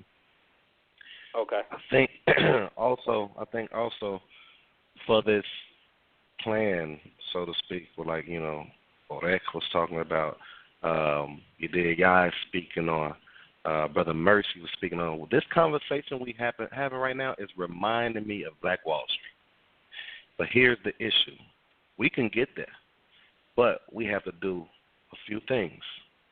We got to educate ourselves on different topics concerning what we'll be dealing with collectively. Was talking about going into growing our own food and stuff. A lot of us aren't educated on how to do these things. We have to delegate certain people to, or collectively get educated in there. Somebody just messaged me and said that we can, we should start like a saving pot. We all unite, find some land like you all are speaking on. But we would have to collectively put people in place of what they will be in charge of. And then we have to trust them in the sense of, do we feel they're educated in those situations? So it's another step involved. One of the major steps is getting educated. So that's part of the vision as well. I think that we have to educate ourselves. And, that's one of the things I'm actually doing myself, because it's funny that Brother Mercy brought that out about the school, and I'm trying to find ways to get around this systematic way of forcing us to live. So we need to get to, like what O is speaking of, we need to get to what Mercy is speaking of. We need to get to the person that just mentioned this, speaking of about bad land. We can get there, but we have to educate ourselves. That's part of the vision as well. Get back to Black Wall Street, people. And not making this a race thing, but just making this a union of Yahweh, or a union of the Most High thing. I'm sorry, it's not about a race thing. It is about a nation thing, though. I don't mean to just jump in, but we have to keep it real with ourselves. This is, like Yediyah was saying, about a kingdom that everybody can just be a part of, and all you have, that never made sense for anybody's true kingdom. So we will not succeed like that. No requirements to do what you want. Oh, yeah, we all are the same. No. They never was the same. We never treat each other. We never was treated as the same. Not in the eyes of the Most High. It's not got nothing to do with race, but Most High's people was set apart, period. And they was his people. And he picked a land that his eyes will always be on that land. So we have to take that thing very serious, because eventually, if we are still alive to see this, we'll be placed back in that land as a nation. That's why I say we. Okay? Not be me personally, but as a nation, we could be put back into that land. Beforehand, this is to soften the blow of the oppression. All right? The fact that we can't do what we want to do. The fact that we cannot freely just live the way we want to live. You know, we can't enforce laws. That's exactly what you're going to deal with because we saw it. We seen it all. So this is my main thing. We got this book. We reading this book. We going through the steps that they went through. We know what has to be done because we can read it like Brother Shema always say. We learning from what we reading. We learning the process. We see the process. Torah is the process. You know what I'm saying? We seen what had to be done when they was in, I believe, one of the visions, the prophecies, was they were supposed to come out as they came with a strong hand, just like when they came out of Mitzrayim, Egypt. So that's already telling you, like, that's got to happen just like that. You know what I'm saying? Like, how they wanted to do a sacrifice, and Pharaoh was like, go ahead. That's exactly what's going to happen when you try to do it. And I'm not saying us doing sacrifices, so I'm just using an example. So if anybody, you know, feel like, you know, I'm talking directly about making a sacrifice, I'm not. I'm just saying that was one of the things that they wanted to do to serve their higher power, and they were not allowed. Well, they really wasn't allowed to. It was against the government policy, okay? But the Pharaoh told him to go ahead, but Moshe wasn't stupid enough to fall for that. He was like, man, I do this, y'all gonna stone me. Like, we gonna get stoned. Like, I'm not stupid. So it's things that, like I said, the separation between the two, that's where the problem gonna lie in. You could try to do this like Brother Shema brought up one time. Somebody was living off the radar. Them laws came out there and hemmed that boy up. All that work he put in. Even you go back to Black Wall Street. If they want to if they wanted to shut Black Wall Street down, and they did. Why? Because Black Wall Street was still up under their government. You know what I'm saying? And wasn't nothing them people could do about it. You know what I'm saying? Because the government ain't finna support, just like the police. I mean, let's get into some reality here. Let's keep it real. That police getting left free because he falls up under the government. He worked for the government. That person that got shot, he ain't got no ties to the government. He just a citizen. You know what I'm saying? Who you think they gonna be more lenient on? That governmental personnel. That's who they gonna be lenient on. The citizens, you know what I'm saying? They always say, for the people, by the people. That's a lie. You know what I'm saying? It's like the people that's the government, they get more leniency than the actual people. And what I'm saying is the government controls everything. Like, you could try to do whatever you want to do, but you ain't really going to have freedom until you got your own. Just like in your if you living in your parents' house, you ain't free to do whatever you want to. You may think you could do whatever you want to, but you can't until you move out and get your own. You know what I'm saying? This is why I said, you all, you have to educate ourselves. Right. I know that it was some educated people on Black Wall Street, but it actually is ways around this stuff. I'm telling you, I'm in the process. But we have to educate ourselves to certain things to where, because honestly, if we learn, like say if you learn the Constitution, the problem is we don't know the Constitution. Probably 100%, 90%, 98% of us on this line who listen back or whatever don't know it. And we can be, and there's ways they can't touch us. But I ain't going to get into that. But one of the things in education I'm talking about also is training. Why is it that our people are the only people? Matter of fact, I asked everybody on this line, how many people in your family, if you had to give a percentage, owns a gun in their house? That's one.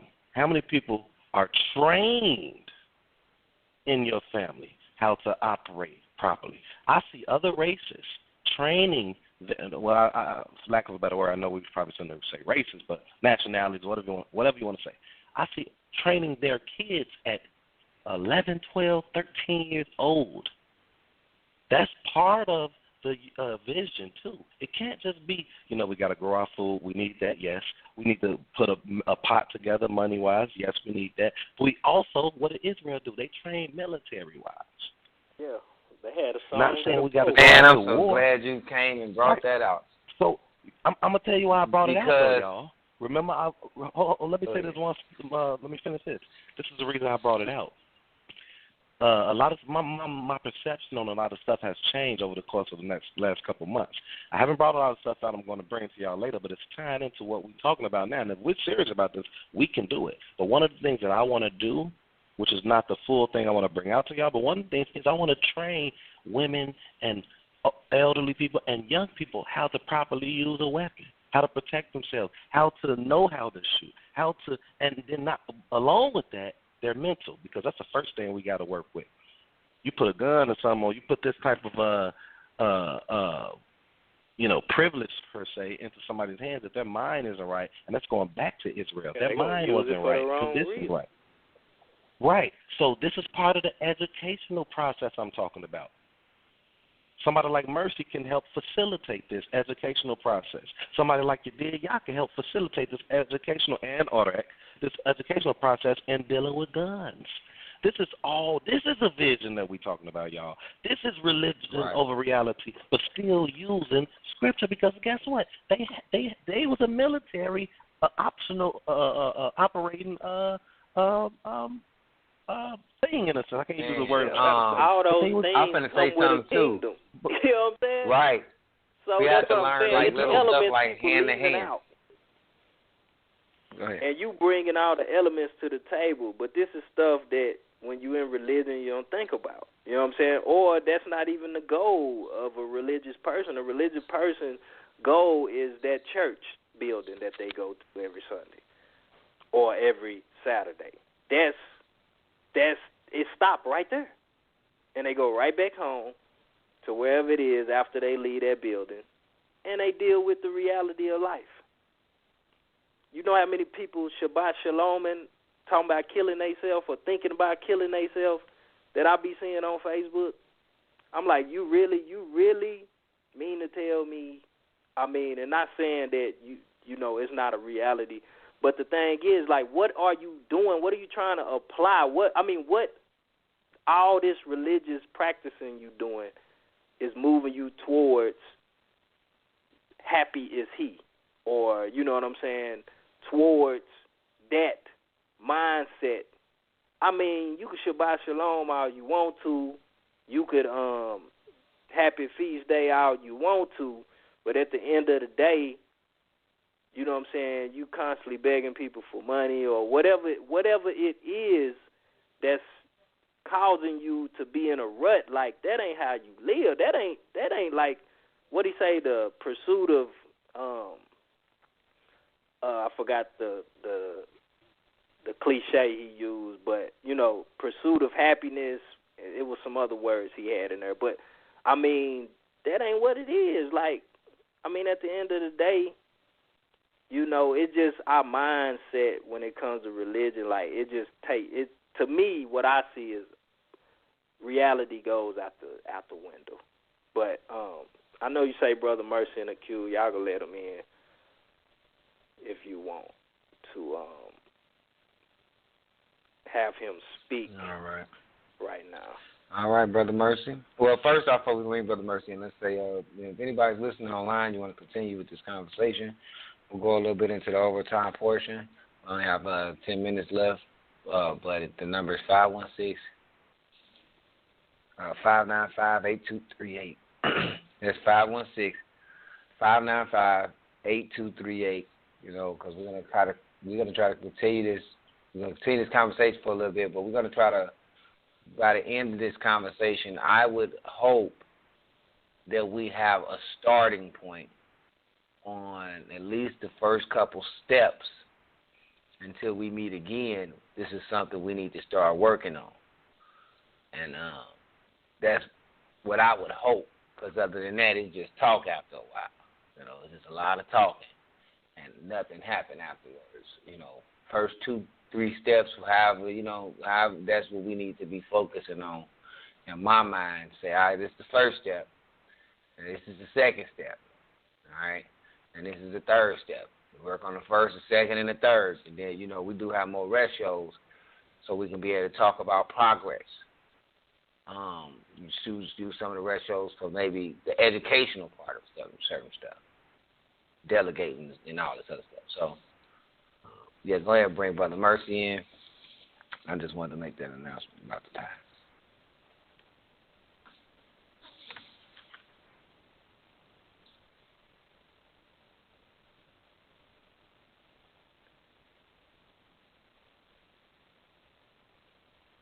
Well, I don't hear nobody. Yeah, hello? Somebody on mute. Okay. Yeah, I hear you. All right. Yeah, I was going to say, Black Wall Street, the thing about Black Wall Street, it came up during a time where they kind of believed separate but equal. It was a different climate back then. I don't think we would experience the same thing they experienced back then. And the reason why I say that is because this is a different climate. I don't see people just allowing, Black Wall Street was bombed. It wasn't just a regular old Joe Blow with a gun that shot up Black Wall Street. No, it was some plane bombing.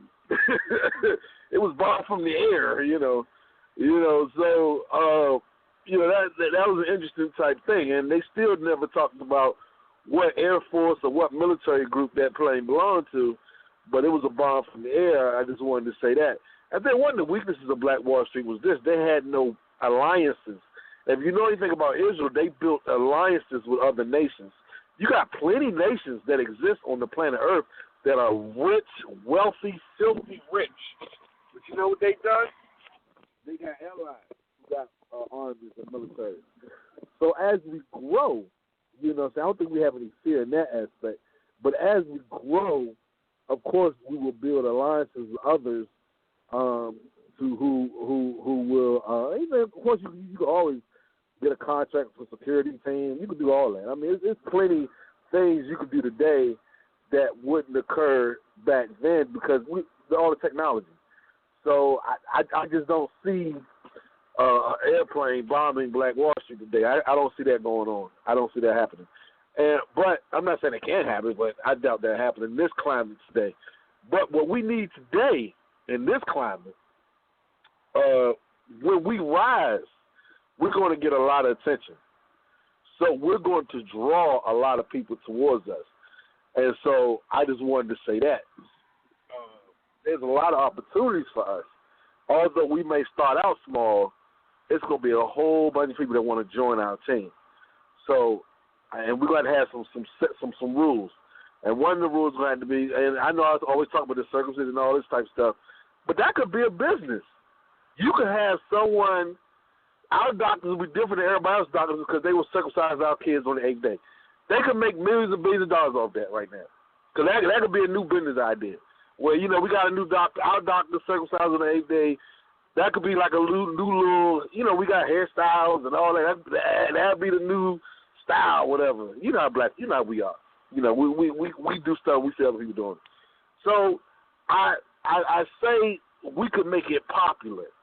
And I think that's what Israel did. They made the ways of Yahweh popular. And I'm not saying that's our goal, but that's what's going to happen. When they see our own school, when they see our own land, when they see our own city, you think black people not going to want to jump on that bus? They're going to want to jump on that bus. When they see our schools are better than the public schools, when they see our schools, they're learning Hebrew and they're smarter than the other kids, they're going to want to join our team. The only thing we got to be careful of is that we don't allow the outsiders to change our purpose. So I just wanted to point that out. I don't see the problem as being successful. All I see is the problem what Israel did, what they do. They eventually veered off, right? They eventually start doing things they were not supposed to do. So yeah, they let the other people influence them, like you said. They got influenced by the other nations, and that was the whole thing. But first, like, I mean, I agree with everything that everybody's saying. I'll say that for my closing statements. Go ahead. We'll give you a little bit more time, and then I'll let everybody else speak. Yeah, I'm almost done. But I just wanted to say, it's so much opportunity for us. And because nobody else is doing it, because I heard one of y'all brothers say, I think it was Rick saying, Rick Dane, well, ain't nobody else doing it. What that means when we do it, it's going to be so awesome. So, and we could be the blueprint, and we could put a what they call a trademark on it. So I say this to say we have a lot of opportunity ahead of us, and I think there's a lot of resources out there that we could tap into that will make the ways of Yahweh great. And so, and I say that all to say that there's so much opportunity, but I say that also to say we just got to be careful because we're going to be in the public eye. I really believe there are going to be cameras watching us. Once we start rising to a certain point, there are going to be people watching us. But I just wanted to say the Jews do it, other people do it, we can do it too. That's all. I want to say something because this. I'm going to take out the Q Mercy. Make sure. Okay, there we go. Here's the reality of a religion part about it too. We gonna have to let some of this religious perspective on how we view people that don't view the same as you. We have to let some of that go. If it's not detrimental to the progress of things. What I mean by that is, of course, Torah is essential. I feel like if we're in the covenant, we should be protected by the Most High. And we're trying to do something according to set up something that makes our life happier, but according to how the Most High wanted his thing to be set up. And we have to be led, just like we've been led to do certain things, to continue in this whole thing on what to do next. And he'll put the wisdom in our head on certain things, and we'll just keep on growing from there. But we have to stop fighting. And it's not going to be 4 people. It could be 4 people, but, you know, the point is for a nation. That's just a group of people, okay? And we have to start being able to tackle this thing with the mindset, like let me just keep it real, okay? And for those that know me, they know what kind of. I'm not gonna say this, but I'm gonna say this. Someone I'm trying to figure out how I'm gonna say it. All right, me, I'll be viewed differently by certain other people, and some people that's like me would view the other people that don't believe the same as me as different. It's like almost like my belief from a religious standpoint makes me unqualified in combat. It makes me unqualified in trade.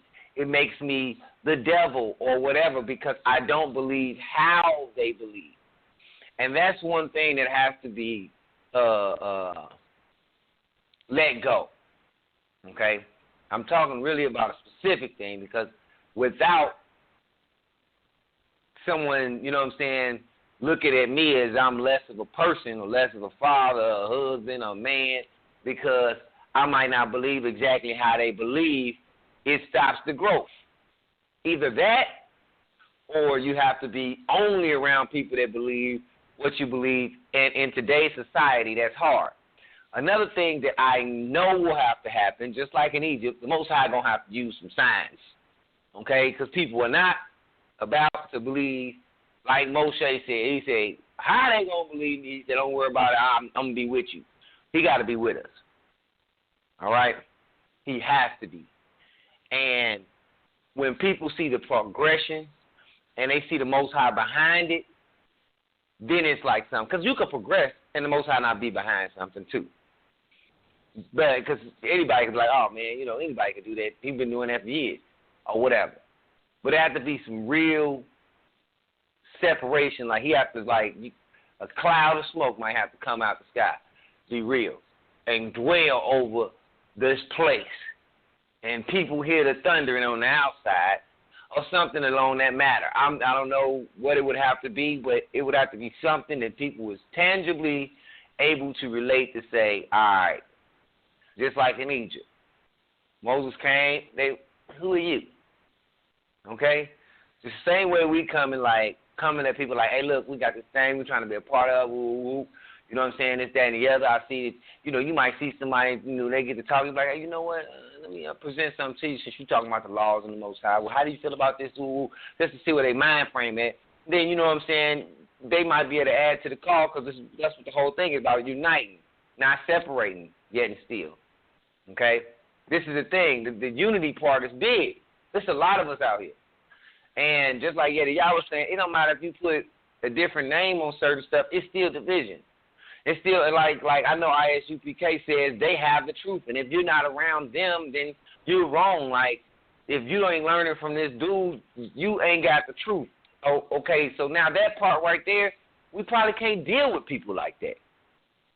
Because off top, their pride, I don't care if they follow the laws or not, their pride is you ain't going to be able to tell them nothing because that's been a whole broadcast. So we would have to be, trying to discern who we can kind of bring into this little circle to build, okay? And we would have to sometimes sit down and go through things so we can have an understanding of unity amongst this thing. Because yet and still, you can't be a kingdom and have 5,000 different beliefs. It's not going to happen. You're going to fight. You're going to argue. And you're going to constantly have internal problems. All right? Yeah. Say it again. So we have to figure out something on what is the target group, what is accepted, and what is not. Let me just put this out here. If you can't link up with someone that believes or disbelieves in Christ, then this might not be for you. Okay? Because I know some people that believe in Christ that's down for the cause. They just won't talk about Christ. I'm going to hell. They ain't finna tell me I'm going to hell because I don't believe. Okay? But it don't matter what area you take it. It don't matter what belief you got. Pride in every belief. You got people that's the enemy in every belief. People that don't know how to talk to people in every walk of life. Not one belief that I've ever ran across where it's not someone or a couple people in there that just don't know how to deal with folks. So I don't care what your belief is. It's another thing how you dealing with folks. For real, we can't deal with each other. Y'all. That comes right, but we can't deal with each other. That comes with that educating. That comes with educating of how to. I'm pinpointing what you just said, bro. You on point. I think that we not taught on that aspect too. You know what I'm saying? Like how to deal, how to respond, how to So go ahead. I just wanted to throw that in there. Well, our mindset is the mindset of these oppressed people is to compete. Okay, they've been pitting us against each other from jump. That's why it's embedded in DNA to compete. Because that's what they use. They even used us for that. They would fight. They would make us fight each other for entertainment. We kept it. They would see who's the strongest. It was competition to be the favored or looked upon favorably. Back in slave days and even before, people do it to their dogs. It was treated like animals. When they wanted to have hunting dogs, they would fight the dogs. Then when the dogs wouldn't kill each other, they're not true hunter dog people. They don't have the dogs kill each other, but they would do it. And they did the same thing fighting pit bulls is different than what people would originally had did it. But that's another story. But they would do the same thing with us. That we would fight each other. We would, they would show off the strength of the people. You would sit there halfway naked to see your muscles and how much you might be able to lift and how long you might be able to go because you was property. All right? But we've kept that competition, and we're still in competition today, but we compete in everything else. It's cars, house, clothes, shoes, and belief. Everybody wants to be in the truth, and I understand.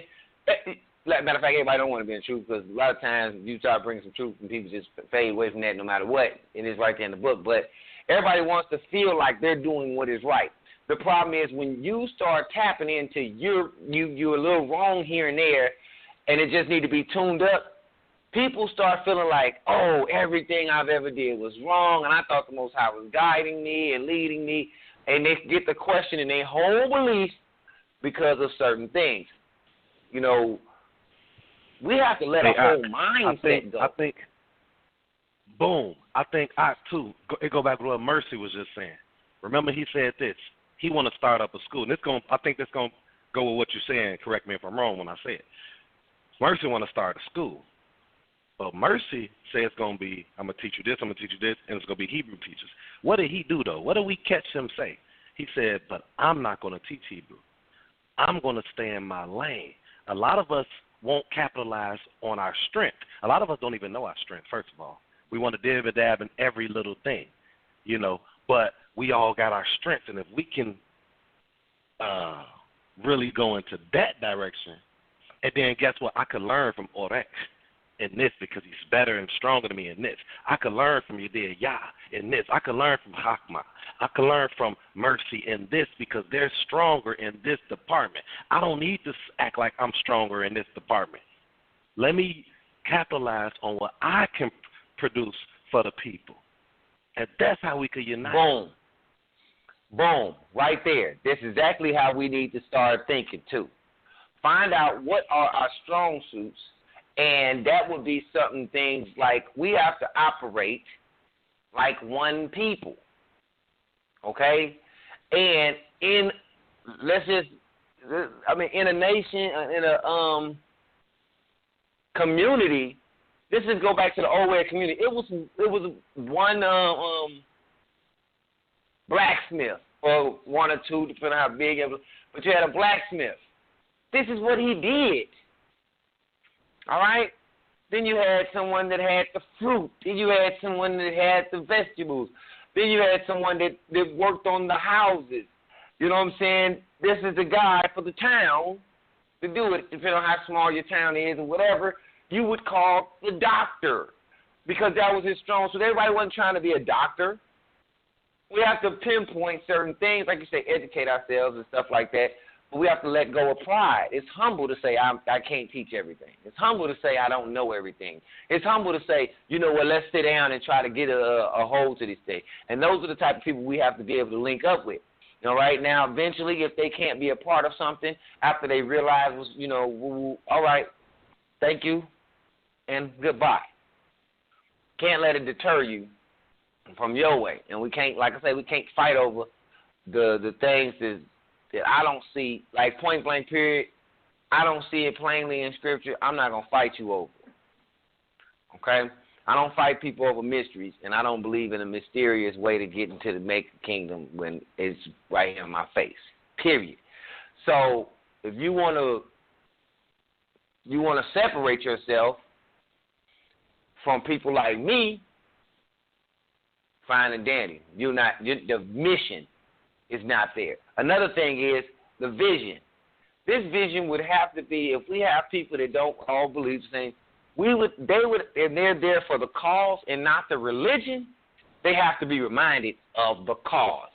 That thing has to be restated and restated like laws, like bind them on your forehead, because they have to know and keep driving for the cause and not the religious belief. The religious belief, yes, is still one accord to the gathering and the laws and unctioning in this kingdom, right? That's kind of like the religious belief. But a lot of the other religious things that I'm talking about is how religion has taught us to view other people that we're not agreeing in. How you thought you had the truth or whatever the case may be. It has to be more so on the uniting of the people to grow as a nation That's what it would have to be focused on, and people would have to know that that's the focus. Can I speak on that yeah. for a minute? Yeah. So this is what, because like I say, man, these contextual studies is very beneficial and very key to what we talking about right now. And I just want people to understand what us doing this can actually contribute to the vision or the goal. Because, like I said, as we read this, we see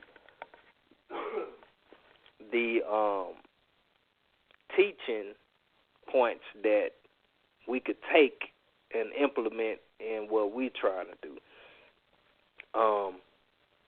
When we look at it, see, I believe when you don't go in context and you don't look at it from front to back of the Tanakh, of the actual people, literal people that went through all what they went through to get to where they were going. At least I could say for in the Tanakh is when you look at it and you're going through, you see all the little details and you see. And a lot of times when a lot of preachers, I would say more so in the Sunday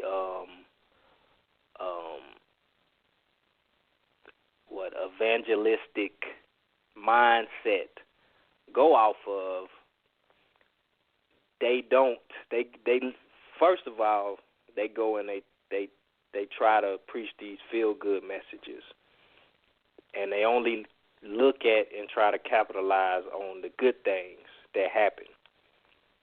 You will never learn a lesson unless you look at the whole thing. You got to take the good with the bad. Just like the brother just said, there's nothing new under the sun. He didn't say that, but he said this. He said you're going to have inside opposition as well. We saw that. We read that. We read when people revolted against certain kings. We read these different things that was happening. So when we read that, we have to learn from those mistakes. And we have to see what could actually transpire in moving forward in this. Because they already did it before. And we saw the results that happened. So when you go through, you look at all those things. You got to be very particular in what you're reading. And you have to have a purpose behind reading these things. But if you're trying to find a feel-good message and you're trying to find a spiritual lesson, so to say, or a spiritual doctrine out of reading these real live accounts or whatever you want to call them, stories of how they got to where they got, you're going to miss out on real stuff. Because when you're looking through a spiritual lens, you're not looking for literal stuff. You're looking at how to prove this was Jesus or whatever. Like I said, this show I'm being very upfront and straightforward. So you normally won't hear me talking like this. But that's all people trying to do is to go in there and show you where it was Jesus or show you whatever, trying to prove some type of doctrine. They're not looking at it from a perspective of, I have a goal. This is what they did to accomplish that goal. These are some of the mistakes that they made. We want to make sure we don't make those same mistakes. This is what they faced. These are the hardships that they face. This is how they got into those hardships, so on and so forth. Not digging through it with a fine-tooth comb to look at it from a reality perspective, but trying to look at it from a religious perspective. And I think, bringing it back to that, to our main theme, I think that's the issue, or that's an issue, and that's what we're trying to get away from and promote the other side. So let me ask you a question, because this is a question I've been toiling over myself, and I'm asking the panel members, and Brother Mercy will see you. I think you're in the queue. Oh, man. But hold on before you ask the question, because I forgot the actual point that I was going to make about what you were saying about not looking at people differently. When we read that, using this method that we're using, what I've seen, and you brothers can let me know if you are in agreement, which I believe you are, but I'll let you speak for yourself, is that they only, because a lot of people, when you go in, you look and they say, oh, Israel was smashing these nations that had false gods and they false idols, they smashed the idols and all this stuff. But what people got to remember is they did that when they got in the land. And when they got in the land, you never read about them going out to other land, other nations, destroying their idols. They only did that because the land that they were to possess already had these things set up. And they were to remove it out because they wasn't supposed to do these things. So if you go into a location, it's like Brother Mercer said, we go to Detroit, right? And we take over in Detroit, buy some land out there. You're going to have prostitutes. You're going to have drugs. You're going to have all type of activity going on in them broke down, abandoned cities like that, right? What you going to do? You going to let them stay there? Or you going to move and say, man, we got to clean this thing out? Just like if you were to just look for, like he said, a building. When you get the building, you might find syringes in there. You might find dope. You might find rats. You might find all type of stuff in this abandoned building, right? You going to let them rats stay in there, or you going to call an exterminator to get them out? You going to leave them syringes laying in the bathrooms and stuff, or you going to clean all that out and clean it up? That's what you do, but you ain't finna go outside of your building, go to another building, and start going in there and trying to do those same things. That's not your building. You worry about your house. And by your house looking how it look, other people might look and say, man, they got it going on, man. We want to, you know what I'm saying, and be influenced. That's how it work. And Boom. we saw how people, how it actually spread under the reign of Shlomo or Solomon. He had kings in other nations. He was like a king of kings. And people would come from other nations and bring him stuff. And so, that's just giving a little snapshot, but I rest for now. Okay, my question. I'm just going to question for the panel members and everybody, you know what I'm saying, anybody listening. I personally think that we would have to be able to link up with people of different, beliefs, but the same vision, but not super much different beliefs as far as not trying to observe and build this thing as far as the Torah. But we're going to have some difference as far as how you do your Shabbat, feast days, whether or not you believe in Jesus or not. You're going to have a lot of different things that we even have, that we see today. The question would be, do you think it's possible to link up with some people that don't believe the same thing? Or is it like basically you got to find people like you and just deal with that more so? If my question is being understood. So basically I'm asking, do y'all think that we would be able to link up and not argue about, and maybe sit down and try to tackle these things, if, when need be, and this, that, together? Okay, let me just be frank. Do you think someone that don't believe in Christ will sit down and try to build with someone that do? Let me answer that question. Let me step in now. Yeah, go ahead. I've been quiet for a minute. I got your answer for that. I absolutely do. I absolutely do believe that is the case and that is possible. I know a couple of brothers that are what we call today, which I don't believe in, and I think you two agree with me, is no such thing as non-Messianic or antichrist, but because we understand the term, the definition. But I know a few brothers that are non-Messianic that breaks bread with people that are Messianic, quote unquote. I think the common denominator should be this. The common denominator is we understand that the Most High is God.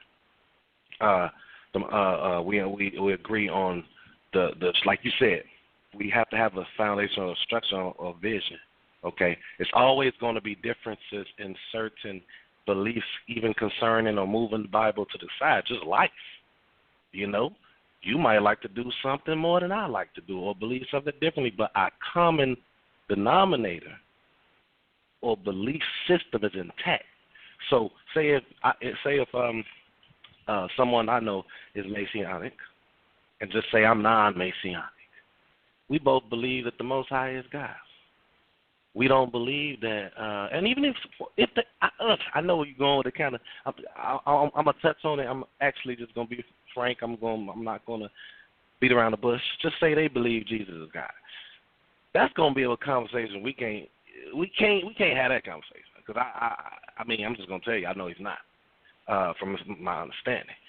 But as long as we have, to answer your question, a common denominator, which is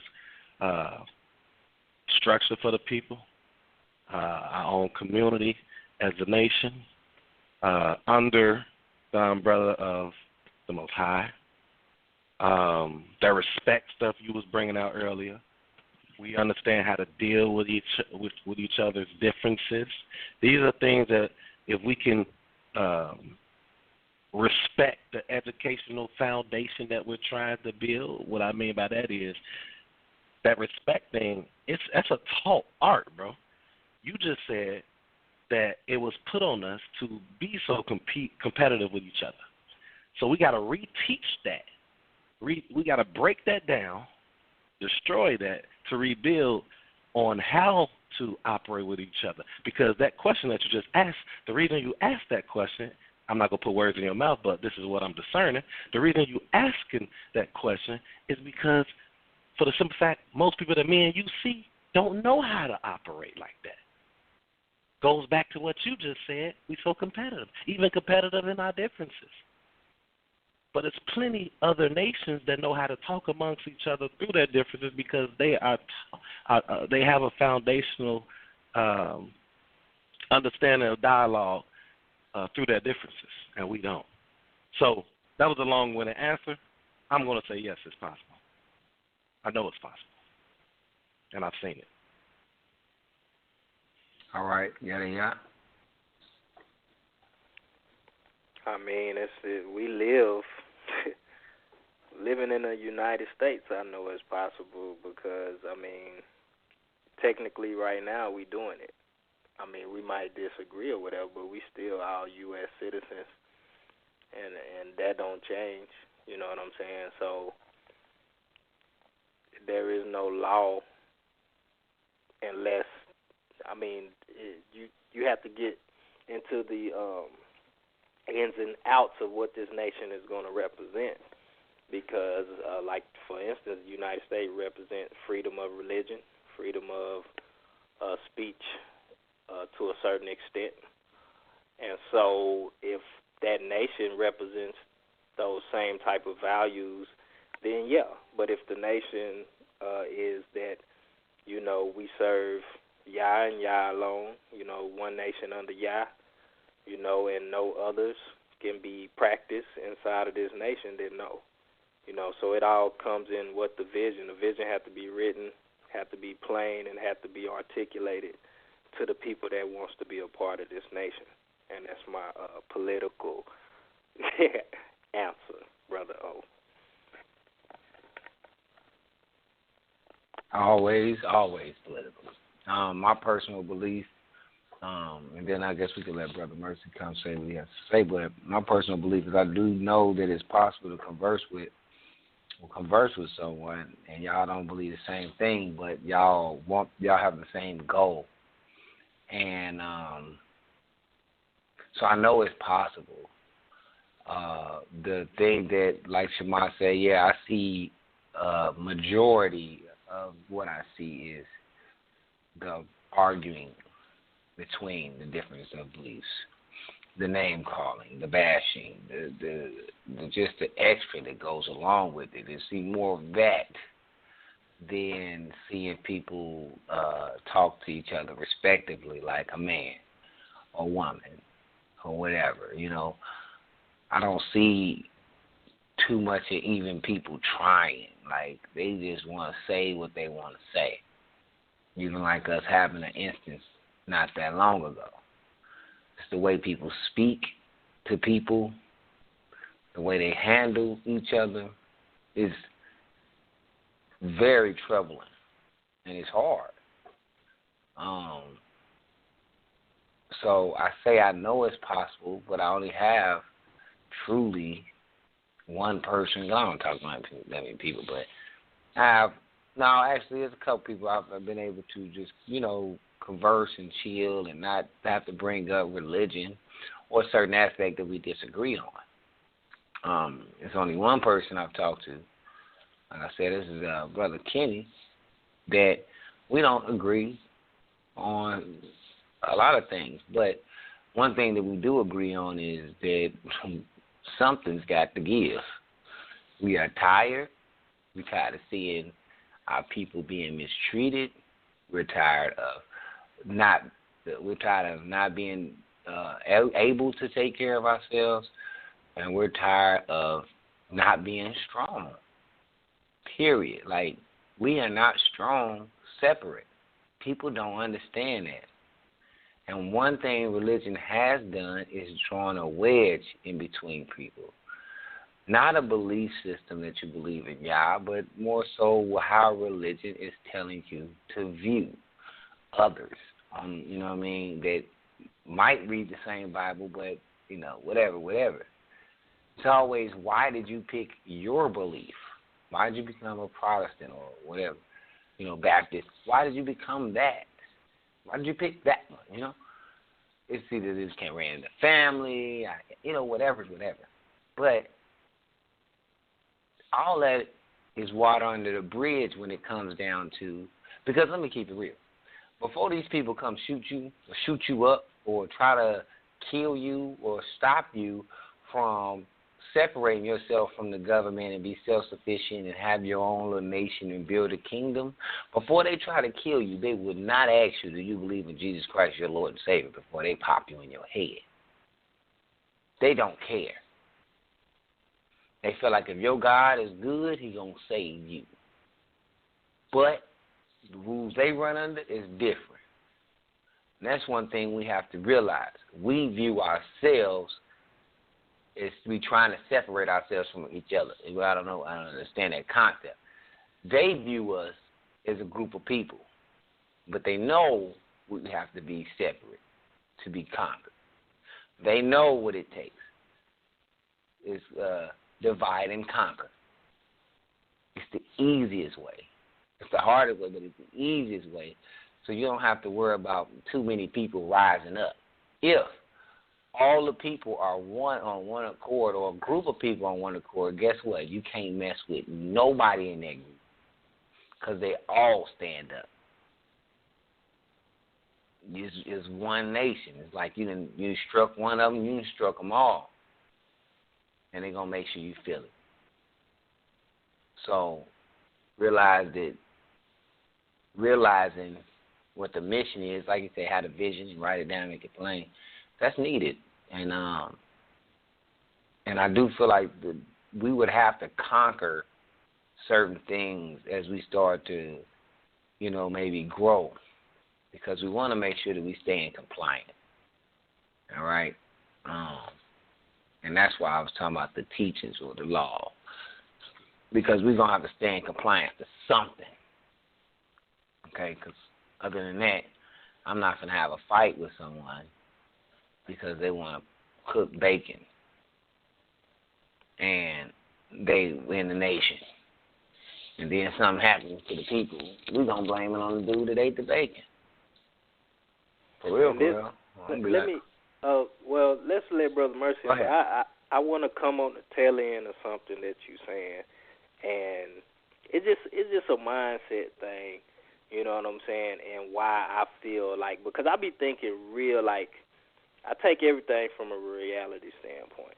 Like, if y'all ain't noticed, like, in my walk at this point, like, it's always a reason for something with me, you know what I'm saying, but it has something to do with reality. It ain't something that nobody else can identify with. I should be able to explain it, and if I explain, you're going to say, oh, that makes sense. You know what I'm saying? Like, if you explaining something and you like, oh, you don't understand, it's a mystery, like, that's stupid to me. Like, that's foolishness. But, like I said, I'm being very transparent today, and y'all getting to see my mindset and my thoughts. But let Brother Mercy in. Yeah, he's been waiting for the minute. Brother Mercy, you are live. Brother Mercy, you're live. What I wanted to say was that, I think it's key that we hold autonomy, I guess you would call it, over what we do and when we do it and how we do it.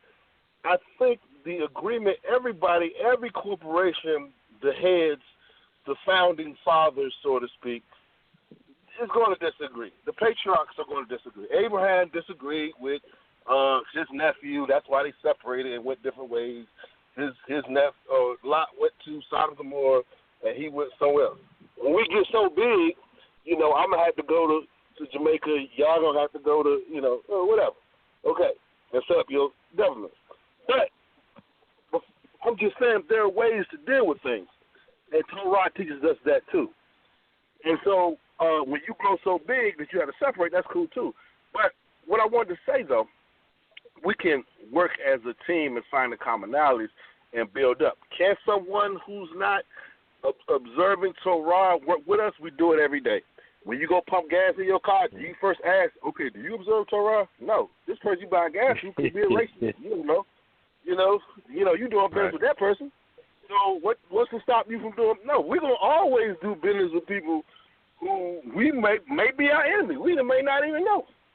So you're spending your money and you're doing business with people. Only thing I'm saying is that I want our people to stop giving other people our money, and we're not giving it to each other.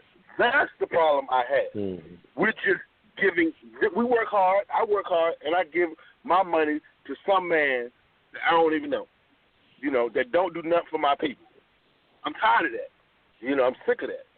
I'm sick of paying tax to a police officer that pulls me over for no reason. Because, your taxes pay the police officer. So my thing is I want to set something up where I'm supporting people who support me. So not that I have anything against all police officers, I'm just using that as an example. We need to put our money into places that do us right, that treat us good. And once we start doing that, that'll put the people that's treating us bad out of business. See, we got to do that. And that's what our people do. And let me say something to your account, Mercy. I agree with that as far as spending money with each other. Like, we do have to start getting some businesses or something of that aspect.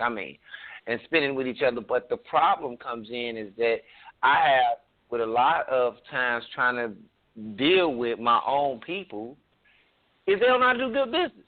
Like, I might have an appointment, which and goes to the education. Education goes right. They would have to sit. That's what I'm saying. They would have to be a part of what we got going on. The whole cause for sure. That's his period. They would have to be a part of that, because to go outside and just say, okay, because you're black, let me go mess with you. You get black service, okay? And we got a bad reputation on how we treat each other or anybody else. When we got a little bit of money and we got our business, we run it into the ground. And what I mean by that is, I wanted to get my hair done like a year or two ago, and I asked this lady, I say, what time you open so I can come early? Oh, I don't about 9 or 10, whatever time I kind of wake up. You got a whole salon I'm talking about a whole salon, and, you know, I'm just asking you, you know, what time you open so I can come visit, you know, so I can get my hair done. And you gave me a roundabout. Another thing she said, I said, well, how much is it going to be to do my hair? She looked at it. She was like, about 65 to 75. Like, about? What you going to tell me the amount after you done? That's not the way business is done. I want to know how much I'm spending before I ever sit in your chair. If it's 65, 75, I might not want to do it. You know what I'm saying? So that's the type of business that you might run into. Rick Dean, let me interrupt you for a minute. And one thing I'm going to say, I'm going to have to correct you for a minute. And one thing I'm going to say in love, I don't think you heard what I said. What I said was we need to do business with people that do us good business. I didn't say them people were black. That's number one. Mm-hmm. I said people that do good business. That's what I said. Because if you black and you do bad business, I don't see no difference between you and a white person. I hate to say it, but y'all both on the same team as far as I'm concerned. If you about doing good business, then we can do business. I mean, that's just what it is. I mean, I hate to say it. That's the principles of Torah. If you can't do good business, then, you know, I mean, and using your example, this lady obviously got a lot of customers where she feels that she can talk to her customers any old kind of way. I'm just being real with you. You know, you got some businesses, they got so many customers. This lady probably got 1,000 customers. So she figured, well, I'll just make it the price from after I do it, or, you know, whatever. I don't give a hoot. You know, that's how they treat you. I'm just being real with you. That's just how it is. So all I'm saying is, since that's going on, Rick Dean, my advice to you is don't give that lady your money. I mean, if she want to treat you like that, then I didn't. I never went to her. So I mean, she never got a customer. For real. I mean, that's just common sense. If you come to Brother Mercy, and I'm gonna say this when I get my school started, and you know when I get my man, I'm gonna be about business, man. It's gonna be about business, yo. So I mean, if anybody come to my school, want to work at my school, and they think they just gonna slack off and not do their job and just gonna man, I'm about doing good business, man. You know, I want to have one of the best schools, you know. So I'm not just doing this business just to be doing it. I want to be the best at what I do. So I say all that to say, you know, man, is I think we're going to be in good shape. I really do, because there's so many people out here doing bad business on Rec Bean. We're going to steal a whole lot of customers, I'm trying to tell you, man. Because people today don't even – see, back in the day, it used to be said, where I spend my money, used to demand respect. That's not even true no more, man. That's why we got to get in the business field, because there's so many people out here taking your money and don't even respect you. I mean, they not even respecting you while they taking your money. Just like the example you just gave. There's a lot of people out there doing that. So I'm going to take a lot of customers, right? And this education is like that. I'm going to take I ain't even worried about it. I'm going to have so many people knocking down our doors trying to get in our school. I'm trying to tell you, because they're miseducating our people, Rick Dean. Look at the educational system. You think we got competition? You can tell me competition. There ain't no competition, man. These people, this education system is trash. You know what I'm saying? It's trash, man. You think people not going to want to send their kids to our school? Come on, man. I think we missing it. I think we ain't got no competition, man, because the way they treat us, this system, the way it's treating us, man, it's terrible. It's awful, man. It's awful. I mean, you got to admit, man, it's awful. So if and you that's have one thing I would like to say. You know what I'm saying? I think if you can make people realize where they at or came or what state they really in, you have to understand what you really facing to understand why you would want to separate from that system.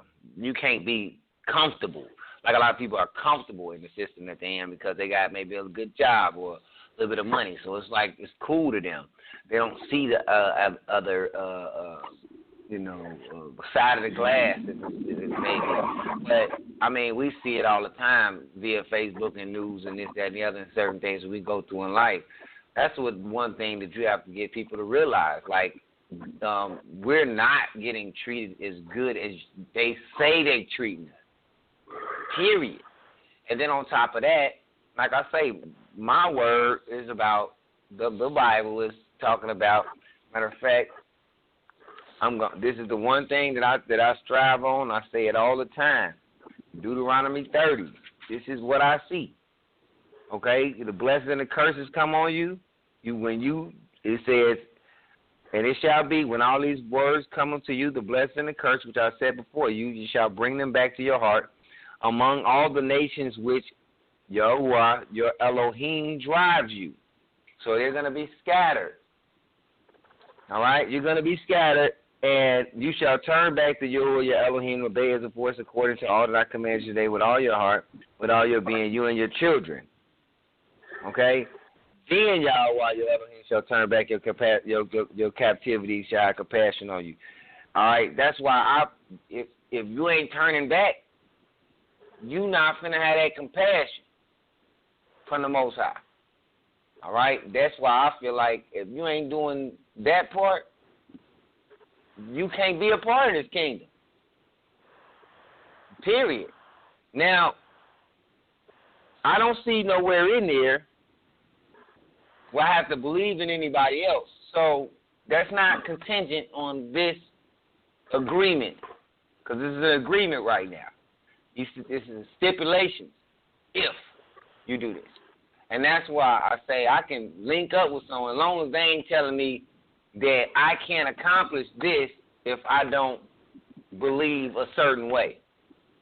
This is what I see. This is contingent on us being gathered back as a people.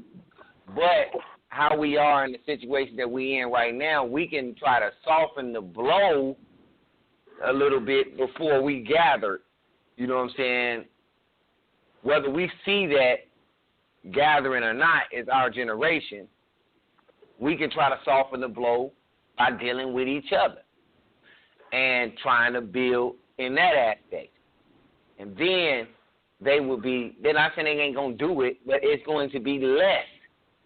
And once you control the money, what I mean by that is we spend a lot of money with them. Once we slow that down, people will be like, hold on, what do y'all need? What are we doing? You know what I'm saying? Exactly. Right now, they could beat us, kill us, and stump us out, and we will turn around and go spend money with the same corporation, government, or whatever, because we ain't got no choice. But you protesting, and you brought your protest signs from Walmart. Okay? Hey, all right. Let me stop you right there. This is my point, all right? You're making my point. They don't have another choice. They don't have another choice. We got to give them a choice, all right? We got to give them a choice. I agree. That's the plan. That should be the plan. That you can spend your money somewhere else. But we have to, like Shamar say, we have to start educating ourselves. We have to write this vision down, and we have to start going forward. So we only have, so I just looked at the time. We got about 15, 17 minutes left. I think what Yedaya was saying, the step number one is to have a vision and write the vision down. Am I correct, Yedaya? That's step one. Yeah, that's correct. I mean, it has to be like that. It has to be, and when it say in Scripture, when it's saying the vision, it's like the vision that the Most High gave. You know what I'm saying? So, and you make it plain, and that's where I was going into. I just realized that that's the key point in what I said before we let Mercy in, that this mystery talking about you don't understand because it's a mystery, you blind. That's not plain. If it's not plain for the people to understand what they getting into, that's a trap to me. You know what I'm saying? The people, you got to win the people's heart. Like who was it? Dawi did. You know what I'm saying? The people got to confine in you, because without the people, without the body, the head ain't nothing. You know what I'm saying? So it's like you have to get the people to buy in. That's always how it is. You know what I'm saying? No one man could do anything by himself. So if the vision is not clear to the people, and that's the reason why I've left many of churches. I'm like, man, what are we doing here? Like, what's the vision? What's the vision of this church? What's the mission? They come talking sideways, telling me this and that. I'm like, man, you don't even know what you taking me, man. You know what I'm saying? Like, you don't even know. Like, this is vain to me. You know what I'm saying? Like, I might as well just do my own thing then. I mean, if there's no actual vision, I mean, you telling me about this, that, and the third. Like, I mean, I got to know where I'm going. So I think that is the key element. So that's, to answer your question. Okay, now, step, what would you seek after the vision? What would be the next step? Would it be to present this vision broad wide to see what we got and see, who was off top, initially led to be a part of it? Because like you said, it has to spread some way. All right, so the vision being wrote down in plain is great. I agree with that now. Right, and that was to the prophet, right? That was said to a prophet, right? And we talked about how Shema renderance in the Stone edition rendered it. There is no prophet. So a prophet is a spokesperson. You got to have a spokesman. You know what I'm saying? Even if the vision ain't for the spokesman, I think that's what a lot of people get messed up too. When they see a vision, they always want to put themselves in the top spot of the vision. But these prophets, they were just spokespeople. When they seen the vision, they wasn't trying to be that king in the vision. Yep. And that's what's wrong with a lot of these people. They want to be in the top spot. When they see the vision, they got to put themselves in the vision in a good place. You know what I'm saying? So a lot of people feel like it's wrong just to be a spokesperson for somebody else to complete the certain roles in the vision. And I think from the point of writing it down, making it plain, you know what I'm saying, that's going to take a collective effort based on the visions, because sometimes you got to compile visions. You might have a vision that Most High gave you. Mercy might have one. I might have one. But we got to be able to make those visions fit together as a puzzle to make the whole picture. You know what I'm saying? And so when we get that, and that's why I say, man, like, in a lot of the visions, a lot of the prophecies, it was people that were supposed to fulfill it right then. The problem is we have old outdated prophecies that we trying to apply to somebody else, and that person not even here. You know what I'm saying? There is no vision right now. I don't care what nobody say. A man coming out the sky with a sword in his mouth is not a vision to me. That is a vision. That's a vision that you need to wake up out of and realize what that really means in the physical realm. Because there ain't no man coming out the sky with no sword in his mouth and killing everybody. There is a vision is normally not literal. I mean, when you see a bear with brass feet and the feet get broke up or whatever, like, they had to break that vision down to say, what does this mean in the physical? It wasn't like, oh, yeah, that's definitely a bear. Yeah, we're going to see a bear feet break. Let's wait to see that. You know what I'm saying? That's we got to come up out that, man. So now we sitting here waiting for some bird, half bear, half whatever, to fly out the sky. You know what I'm saying? We got to come up out of that, man. We got to realize, okay, what does this vision mean? You got to have an interpreter. You got to have a vision interpreted or a dream interpreted to relate to real life. People looking at these visions like that's the reality of what's about to happen. It's not. So I mean, we're in a bad position, but like he said, it comes with the education. People got to learn that that's not what a vision is. A vision is not the literal. The vision is not literal. Okay, so let's deal with reality. We got to get out of the religious mindset, reality versus religion. Going back to the main topic, like I said, I'm staying in this lane. I'm steering in this lane. That's why I want to be. I want to make sure that it's known that there is a difference. And when we wake up and realize that there is a difference, then we can move forward. Because ain't nobody moving because they believe that the vision actually a man finna come out the sky with a sword in his mouth. And that's what they waiting for. Why they shooting us dead in the street.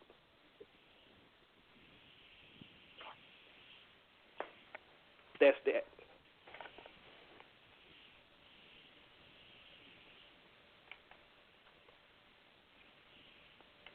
So you need a spokesperson. We got to keep speaking. We got to find avenues how to get the message out to the people. That's why the Most High sent the prophet to go talk. He didn't give the prophet the vision and he just sat there on the vision and didn't never say nothing to the people. Yeah, you're going to have people that's going to reject you. But we can't be scared of rejection either, and we got to find a better way. It's all about marketing. You got to market. The spokesperson got to get the message out to the people, but not to everybody. That's the thing. Another thing with it, too, when we come with this imaginary kingdom. The vision ain't for everybody. You got to know who the vision is supposed to be for. The Most High going to tell you who you talking to. That's why it says, you know what I'm saying, the prophet went to the people and told them what they was doing wrong, so on and so forth. And it was a particular people. He didn't say, walk up to some random person and tell them this. The message wasn't for that random person. So like when Brother O said, if we focusing on the nation, you're not finna go to China as an evangelist and start evangelizing this vision to them. They already a nation. They already set up. That's stupid. Now you coming up with this imaginary stuff. So that's what we got to focus in, know what we doing, first of all, know how to get it done. I mean, it's all fine and dandy. You know what I'm saying? Even when you read, like, taking it to the New Testament, whatever their vision was, it was a plan. Hey, I'm going to send you tools, buy tools, you're going to go do this, you're going to go do that. They always had a spokesperson. Now look at the world today. Christianity is one of the biggest religions ever. So they got their job done. But, you know, that ain't doing nothing for us. As a people, it may do something for, as a Christian, yeah. But like you said, when people run up on you, they ain't finna ask you who your Lord and Savior is. They finna smoke you, and that's it. The reality of it is, even though you claim in Christ and you in this imaginary kingdom, you can be touched. You ain't got no army. And what's the you got prayer roars. And that goes with the and there's nothing wrong with prayer. We're not saying that either. Yeah. But here's the problem. Here's the problem. Well, what he just said, somebody run up on you, right? Now, we got to bring this into reality. I know it's 7 minutes left. I want to say this one thing before we get in our closing statements. They trained, y'all. How many of y'all on the phone right now or listening back, how many of you have any type of training of self-defense? If you outside right now in your groceries and you put it in the car, do you have any training to defend yourself? Or are you going to say, Father, protect me, help me? Father can protect you, help you. You know what he did? He gave you the mind and the resources to better yourself and protect yourself and your family. He didn't teach you to sit still and don't do nothing, be complacent. That's why people going back to Sister Hakma are sick.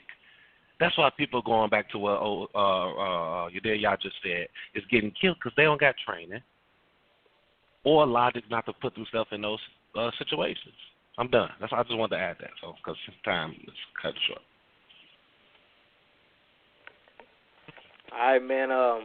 We're gonna go ahead and go into closing statements. I did want to because you brought me back to what I was talking about the sickness. I wanted to talk on that. And that's the thing when you look at a nation, man. Like you go to places in Africa, they not finna do nothing to protect themselves because they ribs is showing. They can't even fight flies off. And I know that sounds can be offensive, but it's the truth. So I say that to say that you have to be healthy as a nation.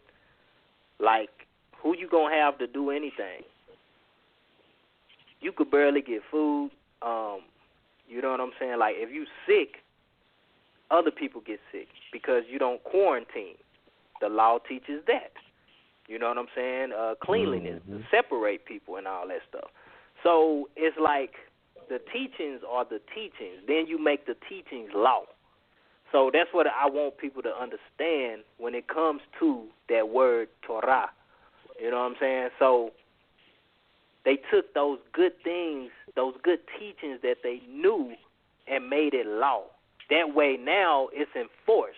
You cannot go against this, but it's helping you to be a prosperous people. You can't do nothing if everybody's sick and they spreading the germs, and then your whole nation just gonna die off. You know what I'm saying? And they're doing a wonderful job. This is what I'm saying. You know what I'm saying? Just like AIDS, the rate of AIDS in the black community, reproducing our people. You know what I'm saying? Like, we're going to be extinct if we don't do something. Because either we getting killed by police, we killing each other, or we dying from diseases. Because it's all you could eat chitlins. You know what I'm saying? And you got high blood pressure and all this stuff like that. And if we have to depend on ourselves to heal each other, that ain't going to go nowhere because we're not educated enough and we don't follow the teachings. The teachings are to keep you from getting sick. But if you do get sick, you need to be smart enough to reverse what's going on. We don't got that. We got to go see the hospital. We got to see the doctors that are either Arabian or Indian. Most of the doctors that be in there, they that. Or Asian or whatever. You don't see too many black doctors. So if we break off and try to do our own thing, we're going to have 2 doctors for over 10 million people. And you think it's hard when you ain't got insurance to go in the hospital and you sitting there all night? You definitely ain't finna get help. Y'all finna die. Because surgery or something that you need is going to at least take 2 hours. By that time, your sickness might be so severe that you don't have 2 hours to live. You need that surgery now. But guess what? You got 2 black doctors. You got 2 minutes. 2 minutes left. All right, let's close it 2 out. minutes.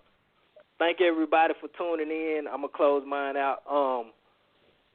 The YouTube page is up. The second and the third show of the season is uploaded. I'm gonna try to get this one uploaded and the first one uploaded. That's it. We short on time. Y'all go. Just want to thank everybody for tuning in. I hope that we learned something from today. I don't want to stop here like Brother Orek has said. So we need to continue this conversation within the group. Let's set some things up. I like the thing that the person, it was Sister Hockman actually had mentioned about the pot